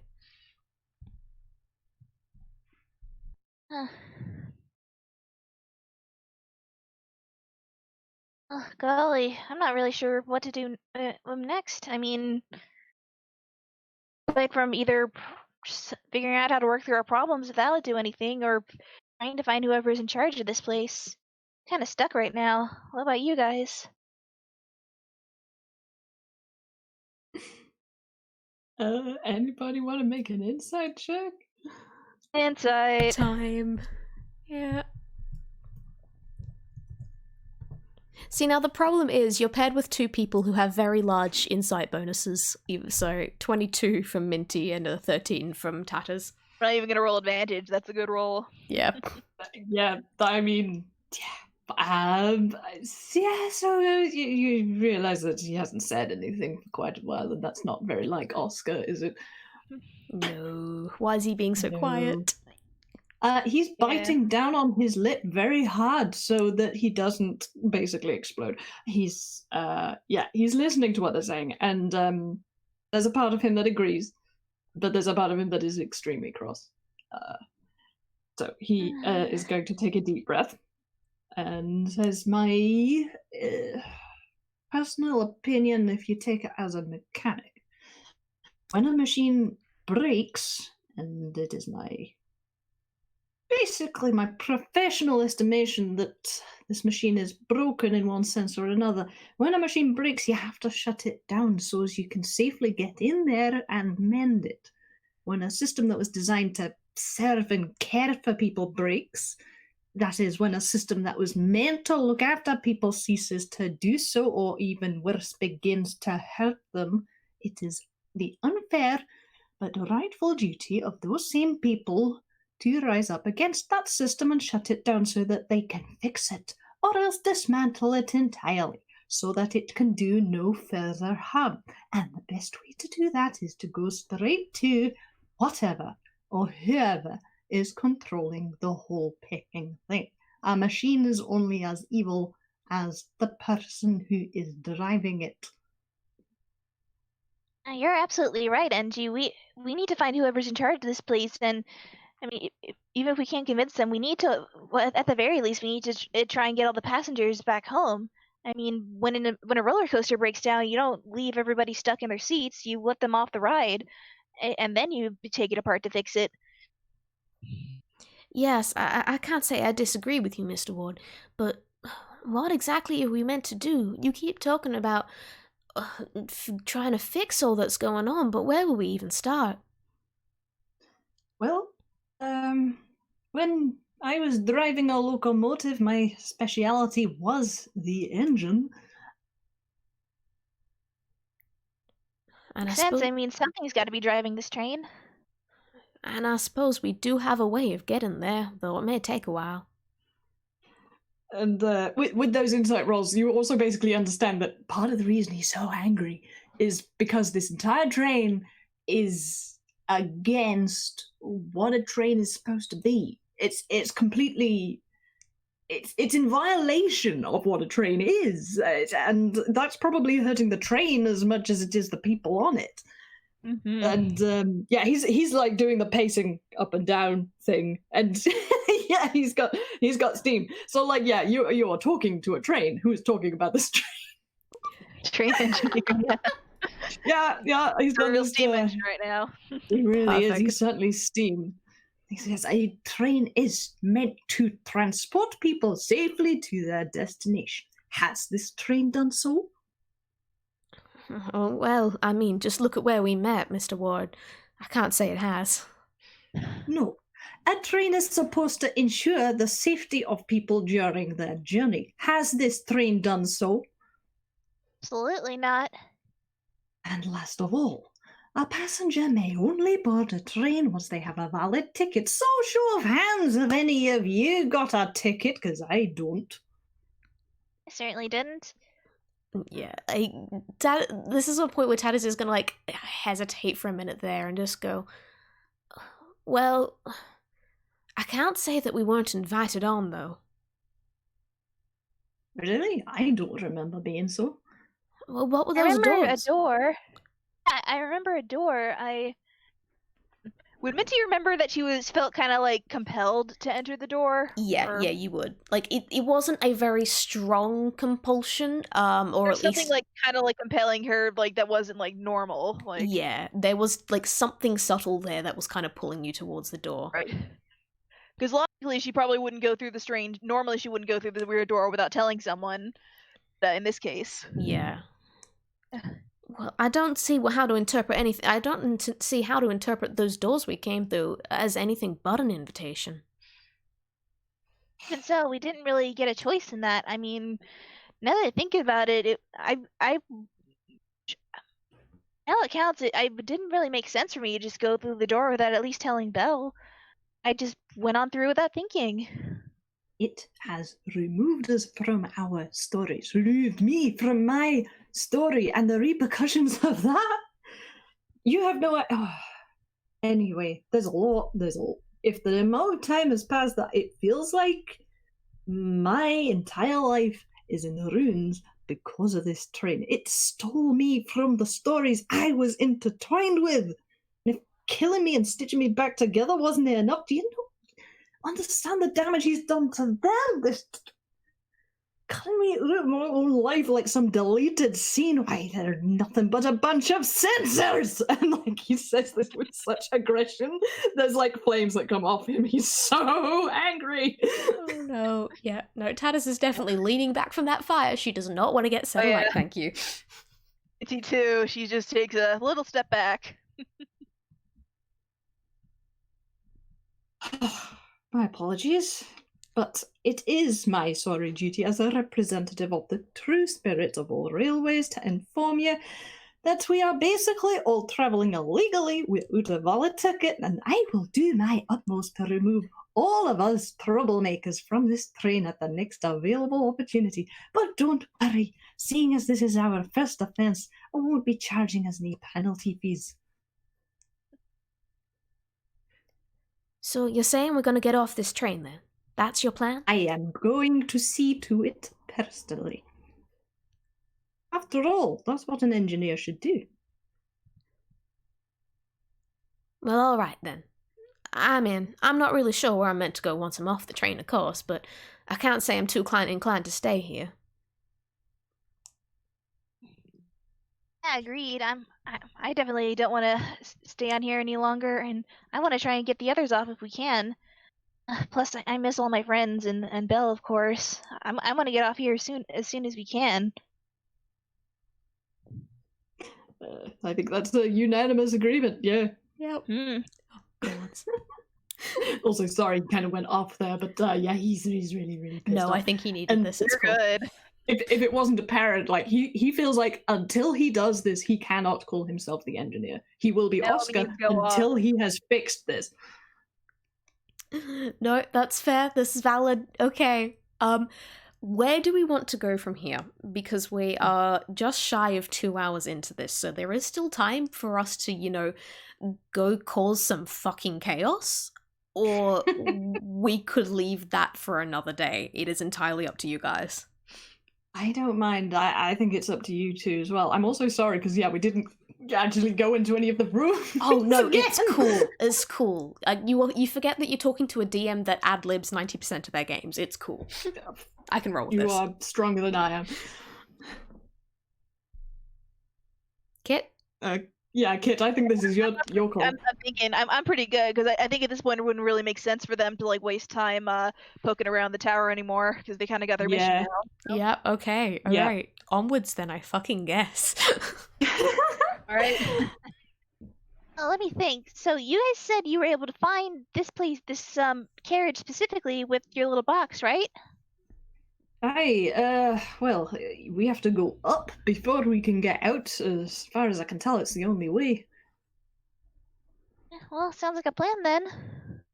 It's going to be a bit snug, but I'm sure we'll make it cozy enough for. Oh, I never introduced you. This is Chirpy. He puts his hand in his pocket and gets out this glass bird. Of course, he gave it a name. Oh, they're so cute. Hi, little fella. You want to take that, Kai? Okay. Most I can really say here is it is a bird. It looks like it is made entirely from glass. Like there's I think I said it was slightly blue colored glass. So you can see right through it. It does seem to be a little bit broken, however, because while it does move, it seems to make this same little jerking movement, like slightly to the side, and then head snaps back forward, and it just has this repetitive sort of tweeting noise, just on repeat. It's kind of like a broken record, but as a physical thing. They're not perfect, but neither am I. It brings me some comfort. Very cute and very pretty, aren't you, little fella? Yes, you are. And Minty is like kind of very gently pats its little head, paw. It doesn't really react to that. It just continues with a tweet, tweet, tweet, tweet, tweet sort of noise as it kind of goes back and forth. But like you can get the very, very vague sense that maybe it is very slightly leaning into your touch. May just be your imagination, but still.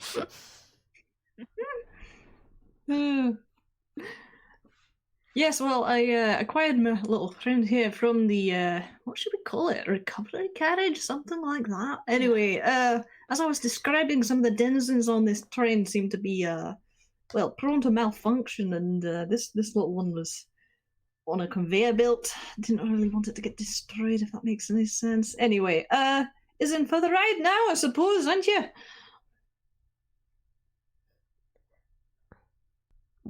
Said, addressing the bird. Yeah, the bird, it's just the whole tweet, tweet, tweet, tweet, tweet, tweet.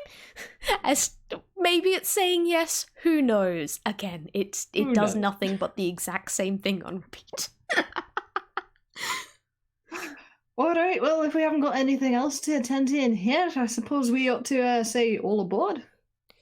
Actually, there's one other thing I just thought of, and Minty's Hammerspace rolls it's a D20, right? Sorry?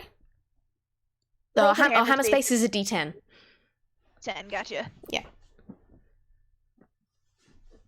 8. Success. Right. Pretty cool. So yes, so she reaches into her Hammerspace. See, no, that's not. Oh, here it is. She pulls out a handful of these little crocheted flowers with that are made of yarn with little pins on them. I've got an idea. In case we get separated or something, or in case we get off the train and get separated, I think we should each take one of these to sort of a symbol of what we're doing, kind of fixing the train, and that way, I don't know, to remember each other by. I like that technique a lot. In fact, I think these should serve you well. Did I already give you one of these, Minty? And he's got out some business cards. No, I don't believe so. Oh, well, here you go if you ever, well, you're from a different world. But if you do ever end up in the vicinity of Dodo Studios in Toontown in Anquil, you're entirely welcome to visit. Well, we can't really leave Blissland, but after all this, if I do get back, I kind of want to see more of the world, I think. It sounds like there's a lot of people with problems outside of Blissland, and kind of want to see if I can help people outside of there. I'm sure they'd be grateful. Probably a long way off in the future, of course, but I'll definitely hang on to this. Thank you, Oscar. Oscar is pinning his little green crocheted flower to the inside of his vest, I think Americans call it, a waistcoat, because that is the safest place on him. So it's not visible, but like it means it's not going to get torn off or burnt or whatever. Tad and Maylene's going to take hers and tie it to the handle of her handbag, which like she will always bring with her. And I think she also like tucks her own crocheting back into her handbag and just kind of goes like, oh, I can't make things that nice. They're pretty simple to make, so. Well, I would definitely appreciate you teaching me sometimes. I'm a bit of a butterfingers, but I promise I'll try. Considering the length of this, you may have some time to teach each other on the way. That is true. All right. Oh, before we go, I just want to try this thing. I promise I'm not going through. I promise. And she heads over to the door, and she is actually going to open it up a little bit. And very carefully, clinging onto like the frame of the door. In fact, actually, like she's gonna almost go through and then go, oh no, wait a moment. And then kind of step back, undo part of her crochet stuff, loop some of the yarn around her waist. She's gonna hand Minty like the rest of the ball of yarn and go like, please hold on to that for me, and head back to the door. And she's just gonna try, without going through entirely, just sticking her arm through into the light. And holds it there for a couple of seconds. She's kind of squinting against it and go like, okay, not getting pulled through. Okay, one bit at a time. And she pulls it back, and you guys notice that all the little like stitches that had kind of unraveled down her arm, all the fabric that had torn from the fight they had earlier, has partially healed. Not completely, it's not all completely back together, but like those little split ends are nowhere near as bad as they were before. Okay, this works. And she sticks her leg through next, and bit by bit she just sticks all her limbs through and her head, and I'm gonna basically make it the equivalent of you get back half your hit points and half of any various abilities you have spent. Oh, heck yeah. Nice. Yeah, Minty got a long rest, so I reset her all her stuff. So. Yeah, that's fair. Tatas, if I hadn't established it already, you're a genius. Well, I had to try a lot of things, and if you try enough things, some of it tends to stick. Yeah, I guess we're all just doing this one by one, huh? Yeah, pretty much. Cool. She will stay back and hold the yarn ball just to make sure nobody gets pulled through, because she's all good on her health. Yeah, but your spells, dude. Oh no, you got a long rest. She had a long rest. She was there for she was sleeping over 8 hours, so she got all her spells back. And like, the spells being gone is more like you don't have the connection to magic needed for spells, as opposed to not having spell slots left. She gets all her spell slots, she just can't access her magic. It's like when a paladin breaks their oath or something, kind of like that. Oh, baby. Yeah. Doing better. Her heart's not like it's glowing a little pink, but it's not completely there, so she's close. Oh gosh. I mean, yeah, I guess they all heal up, and then is it go time? Yeah, it's go time. All right, going up. Yep, you hop back in the box, you head back up. It does take a little bit of work and like prodding at the ceiling to find the exact spot that where the hatch was hidden before, because like it is obviously meant to be hidden in this carriage, so you have to kind of push some of the panels out of the way. And Minty, you get your first glance at the clockwork workings behind everything that you see, and as you're passing through like that one little layer before you exit the train completely, you do get like a wonderful look at, oh, this is how each of the carriages are constructed. You've been through so many carriages that have all just been basically one massive illusion. And then all three of you, plus Chirpy, like go through the hatch and you're out on the top of the train again. And Minty, you're in the middle of a void. Ooh, yeah, she's gonna need a minute to process this, because oh boy, that's a lot to take in. Oh, that's. Oh. Hi, welcome to Scenic Nowhere. It's at a little bit of a nervous laugh, but she's awestruck and kind of horrified by this. Sure is a sight, isn't it? And I don't mean the good kind. Hey, well, if the void is looking at us, it's kind of hard to find that we're looking back at it. That's true. So, which way are we going? Because I want to just Good question. Yeah, I want to just remind you guys, you have no idea which direction this train is actually traveling in. The box you're in, like, moves around, using the train as kind of its pinpoint, so you're just hovering above one of the carriages. There is no wind, there is no rushing sounds. You can hear the noise of the engines and you can hear the noise of like the wheels below you, but you don't know which way's the front. Can I do what he did in the very, very first game, which is to like get out and put his ear to the top of this carriage and see if he can tell by the vibrations and, you know, a lifetime of being an engineer, like which way to go is the best way. Okay, yeah. Roll me investigation with advantage because you know trains. I do, but I have a big +0. Yep. That's well, a 4. And a 19. Okay. Oh, thank you. Oh, nice. Thank you. Thank you, Lalu.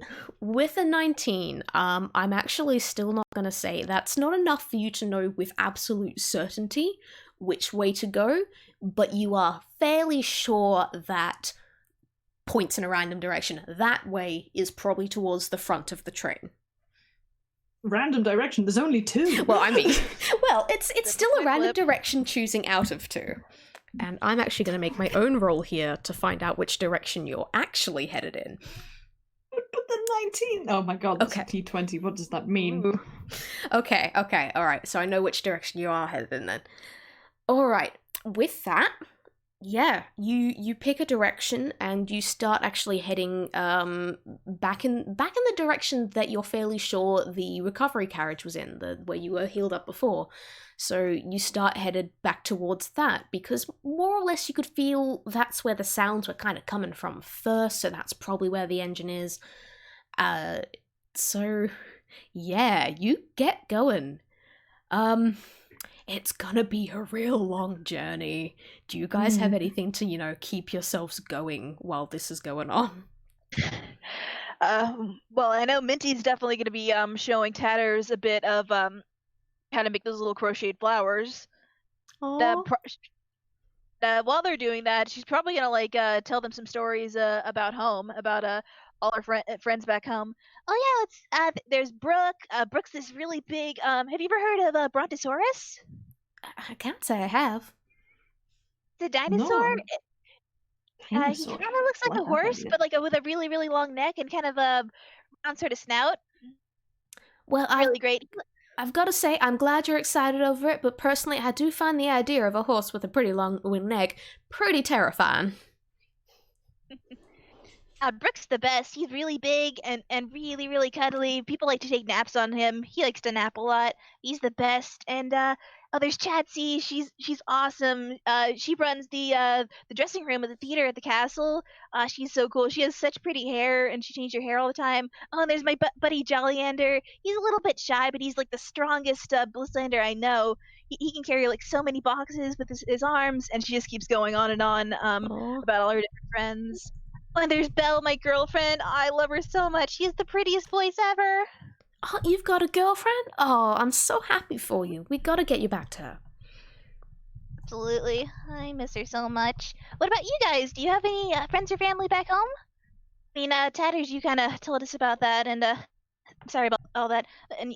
But you have us as your friends now. But Oscar, what about you? You mentioned you had kids, right?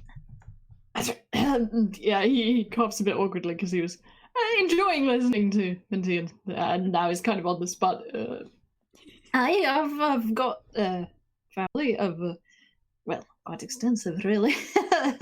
3 kids, and each of them have 7 children, so that's my kin. But I've also recently met someone, I don't know, maybe it's me getting sentimental in my old age, but typical of a better-to-get empty nest syndrome. There's a child I met on the train, and they don't have any parents. I was thinking of adopting them.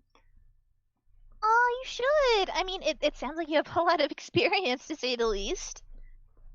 I'm still working on feeling that I deserve it after all that. Well, if they're willing to be taken care of by you, then I'd say take care of them. Yeah.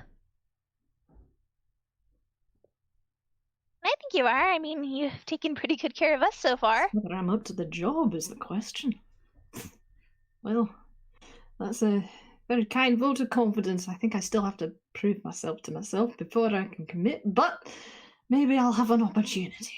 And he's then just going to focus on dragging this thing. He's also making perception checks up the wazoo because he's still aware of that thing that attacked them before and it might show up again. Good point. I should probably roll to see if that fucker turns up. I don't have Oh no! So fun. Straight up luck roll. Why did I say anything? You guys are incredibly unlucky. I'm so fucking sorry. Oh no! Well, we got counter. No! God, you guys. I would like to say, you guys. I will say you were headed in the right direction. Thank goodness. I'm not saying that this thing is necessarily going to say time for a fight, but you guys will notice that when you're getting to around the point that the you think this was around the point that the recovery carriage was, you do notice some clanging coming from like just up ahead of you, and it sounds very similar to that like metal on metal of when that thing was running right at you. Okay, gonna like slow to a pause and is yeah. Oscar's going to sort of lean back and say, you remember I mentioned a great big stinking monster at one point in our past adventures? Oh dear. Have a feeling we're going to encounter it again. I would like to avoid it, but I'm not absolutely sure if it's possible. Well, can we hide from it at all? Might be the Good best way for it to pass. I mean, is there any way to hide from it? We're kind of in the void. Yeah, I can't tell you what to do here. I mean, I could have Tatters say what, like, an idea. But also, like, this is gonna be something where either you guys gonna be inventive or try and find a way to, like, you know, not encounter this thing, because it's getting to the point where you can hear just thing, punk, a hatch is opening up ahead of you guys.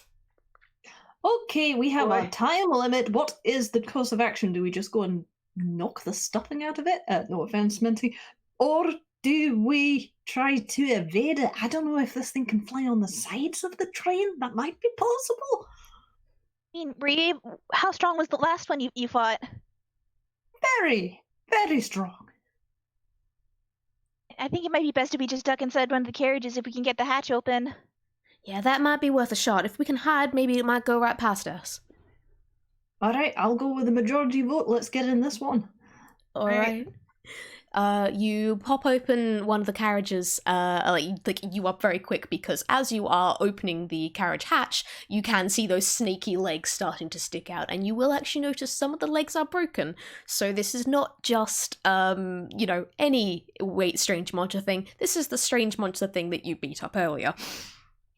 And you hop into a carriage, and it is, oh god, what's it fucking filled with? It's ice. It is ice. You are on a glacier. There are penguins. Oh dear. The engineer's ears droop, but I mean, they've committed, so like into the hatch they go, and shutting the hatch as quickly as possible. Yep. You guys are hovering like just below the hatch because you didn't really have time to move. So you are still cold, but you aren't getting like the full like blistering cold that it would be if you stepped into like the carriage proper, where the illusion and all like mechanics making that carriage work take effect.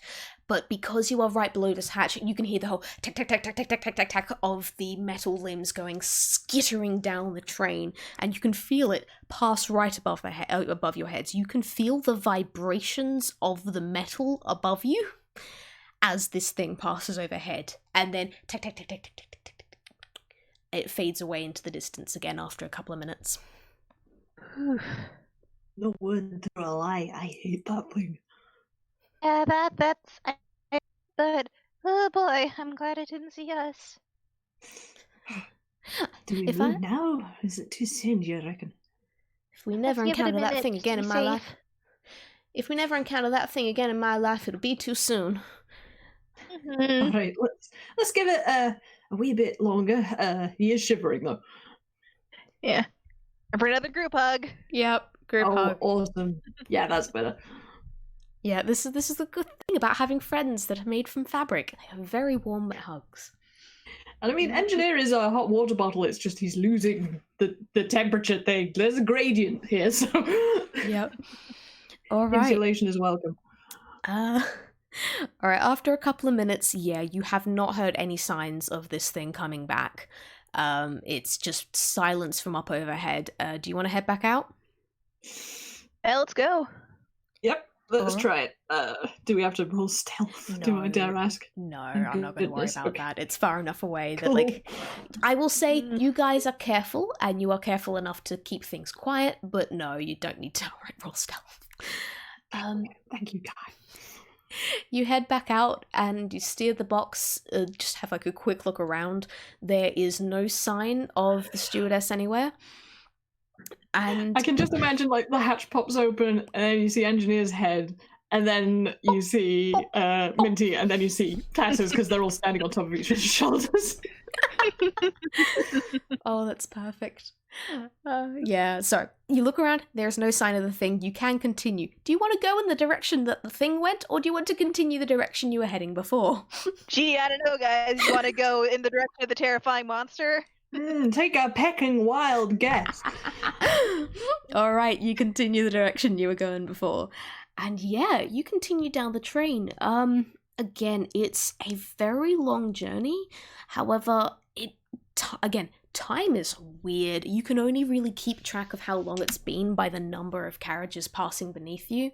After a while, when like conversation tends to dry up, you do actually have Tatterdemalion pointing out some of the symbols as you're going below and just kind of going like, oh, now, you see that one there means fields. That generally means like fields where they're growing food. And this one here, well, that bit's and she's explaining like what some of these symbols mean. It's up to you whether you retain any of it. And you certainly don't know enough to... Interesting. So. Yeah. You certainly don't know enough to kind of know everything for certain, but like you can maybe recognize a couple of the symbols now. And it's a long journey. Was there anything else you wanted to say before we continue? I guess I would like to ask, like, how tired are they? Because they're not going through the thing properly, and like before they didn't, I guess, have to sleep, but they may have to sleep at some point.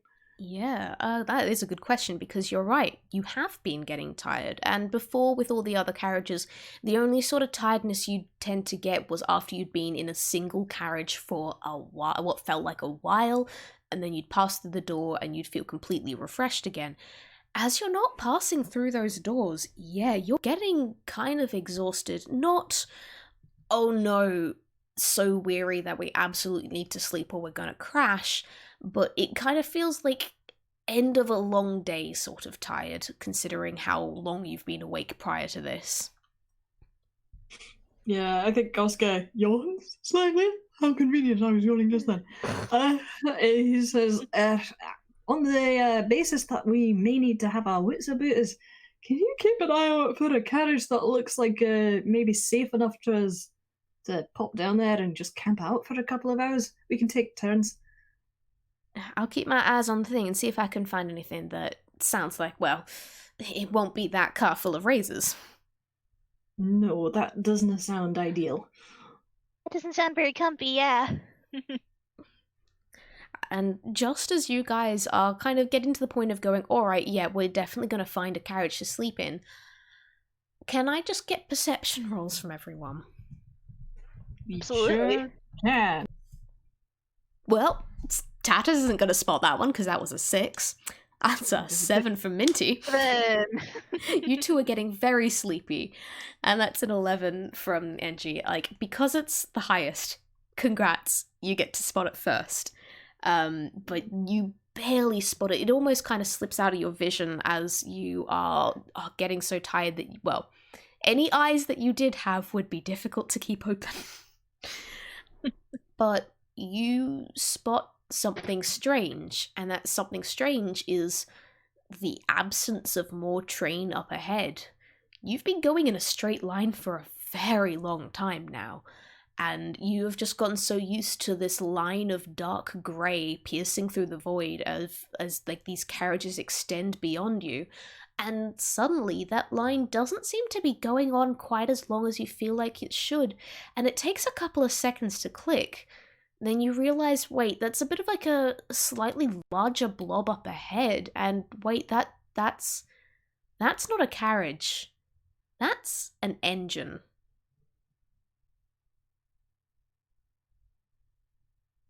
All right, well, guests, if you would direct your attention to the front of the train, I believe we may be entering upon our final destination, which is a bit of a poor set of timing, considering I could do with 5 winks, unless you want to camp out on top of the train, but I'm going to slow down, just so we don't shoot off the end of it. Yeah, it might be safer to go inside, just to be safe, because I don't know, people toss and turn in their sleep, but probably not the best idea if we're up here. Maybe whoever's in the engine will let us have a bit of a nap there. I'm not going to take that chance. Yeah. Put it this way, if they've been unkind enough to neglect their OSHA standards on stair handrails, I'm not trusting them. No, you raise a good point. Okay, what do we want to just go in there, or do we want to stop and think this through? I mean, we've done all the planning we can, but Aside how from like tired a are little you? nap, then I mean, how tired are you two? I'm all right, just about, but you know, if it came down to a fight, I'm not 100%. well, I think we should, yeah, err on the side of caution with this, because I mean, we don't know who's up there, how friendly or unfriendly they are. It might be better to. I mean, I usually like to assume the best, but you should probably be prepared for a fight. Unfortunately. The amount of effort it's taken to get here, and it may be the only chance we get. Yeah, I mean, I think going into this prepared is probably the better idea. Sounds like we're all in agreement then. Okay, let's find one of these nearby carriages and see if we kind of hunker down for a few hours. Alright. Oh, this one here just says, like, building, like, construction sort of building. I don't know if that's going to be safe, but it's something. Well, we can at least have a look. And shall we have a look through the hatch? Yeah. You guys look, and the first thing you see is just white. It's pure white. It's not glowing white, so it's not blinding, but after you have just spent hours and hours and hours in this black void, it feels like you've just looked into the complete opposite, and it takes a second for your eyes to adjust.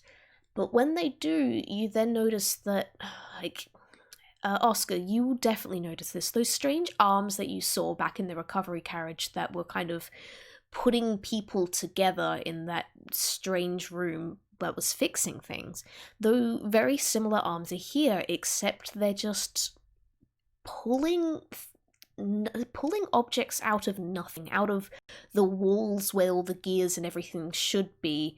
They're just pulling it out of nowhere, and they're putting stuff together, and they seem to be creating these plates and gears and placing them together to create the outside section of what a carriage should look like. And you notice that this carriage, now that you look on the inside, does seem to be just a little bit bigger than what carriages are on the outside when they're completed. And it's busy, but there are some spots and walkways where it looks like people could stand and observe this all going on and nothing would collide into them. There's a little bit of a maniacal gleam to that smile. God, no, this is a mistake. He knows the place where he's like making things. So yeah, he's like, oh, that is if I wasn't so upset about the whole situation, I would call it beautiful. Look at that. What a machine. I will say, Wow. this is definitely the most intricate machine that you have ever seen. Like I was saying before about how the gears could range from massive to minuscule. This is the machine that is putting all that shit together. Phew. Cool. I mean, yeah, he's a bit out of it for a second because, yeah, he's geeking out. He's geeking out about this. Also, Kit, sorry, I interrupted you before. No, it's fine. She was just being like, wow, this is really cool, pretty much. Fair enough. I think he has to shake his head and he's like, oh, priorities? And then he's going to look around to see if there are any cameras, because, like, the live circuit camera that existed on the taffy train was very rudimentary. It was, like, basically one of the first. However, observational CCTV type recording has been invented, and this place is like way higher tech than most things in Nyquil. So like he's gonna check, because like if they're gonna stay in this place, which is clearly different from the rest of the train, doesn't really make sense if they are immediately spotted. Yeah, roll me investigation then. Oh goody, me and my big +0. Yeah. If anybody else wants to join in, please do. That's an 8. That's an 8. I don't Give like that a shot. that's Also also an an 8. That's another Okay, 8. let's just to see if we can round this out. What's fucking? Oh, like she at least has a +1. That's a 12. Hey, better. No, none of you see anything Strictly here. mediocre. Yep, sorry. Yeah, Super. it's just this is the carriage where she gets I married. see anything. We might be alright, or we might not, but I confess I really want a closer look at that thing. It's so cool. It seems safe enough, so There doesn't seem to be anything about, and I gotta say, that big monster ain't here, so seems safe enough to me. Oh, we're all in agreement? All in agreement? Okay, let's get in the box. Come on, let's have a look. Okay. Yeah, you head down, you park the box on one of the like observation platforms, and yeah, engineer, all of you really, but you get a fantastic look at whatever this new thing is that it is being constructed. And it doesn't make sense to you, because it kind of seems like you are seeing the workings of it being made, and you're seeing like the magics and everything being automatically attached to what's going on, and you catch a sight of one of the panels as it's being built, and on it just seems to be a snapshot of space. It's not like, okay, yeah, looking up into the night sky, there are stars on it and everything, but no, that seems to be, the arm of a galaxy there, swirling through, nebula passing about. Oh, come on, why is my internet like this? Hello, am I back? I'm They're sorry. stroboing a little bit. Yeah, I couldn't hear part of that. That's okay. Can I just say, I'm so glad I'm the one doing the recording, so all the people that listen to this recording get to hear me repeat this. But yeah. They get to hear your beautiful all voice good. more than once. Fine. Fantastic. All right, but yeah, I'm gonna wait.